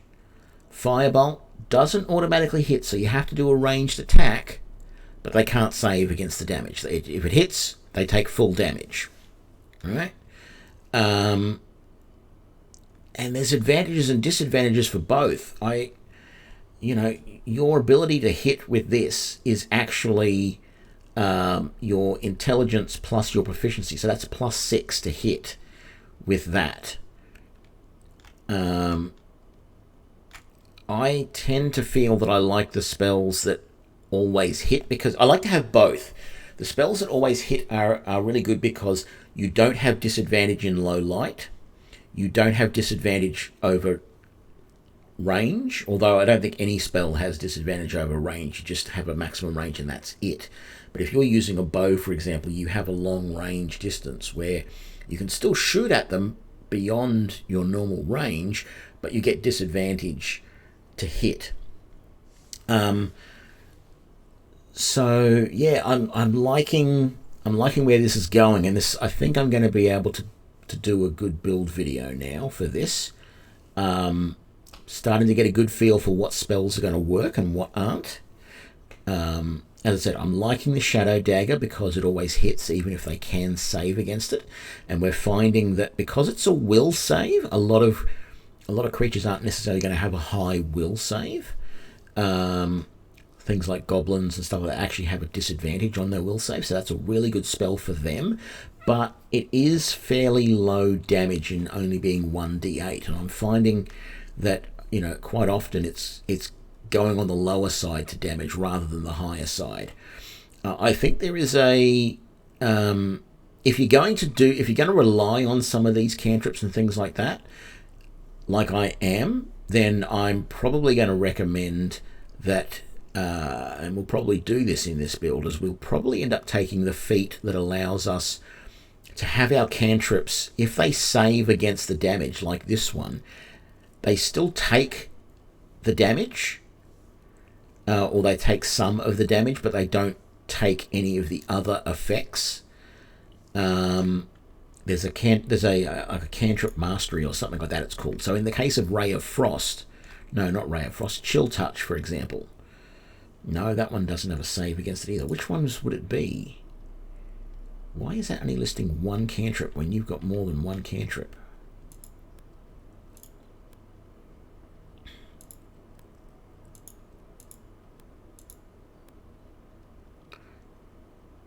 Oh, it's probably because she's got... That's her high elf spells, not her wizard spells. Yeah, anyway. It's been good. Playing around with this, seeing what we can do. I'm feeling like, you know, a party of Shock Arcanists all armored up would probably be pretty OP. Make sure you got some spells that you can use in close, but you can do some pretty big damage at a distance. Yeah, so I'm having fun with this. Let's save, and we'll call it a night, and I will see you all for the next stream, hopefully tomorrow, but that all depends on how work goes. It's a Friday tomorrow, though, so I think I'll probably be streaming anyway. Yeah, have a good one all, and catch you later. Oh, yes, I wanted to just shout out to Mika181, Bones Brother Matt for the follows, and then, of course, Conman 1986 for renewing his subscription for 5 months now. Thank you very much, Conman. That was great. We had a couple of other follows during the night by the looks of it as well. Leroy Kidd and No Nod 10. Thank you, everybody, and I will catch you for the next stream. See you later.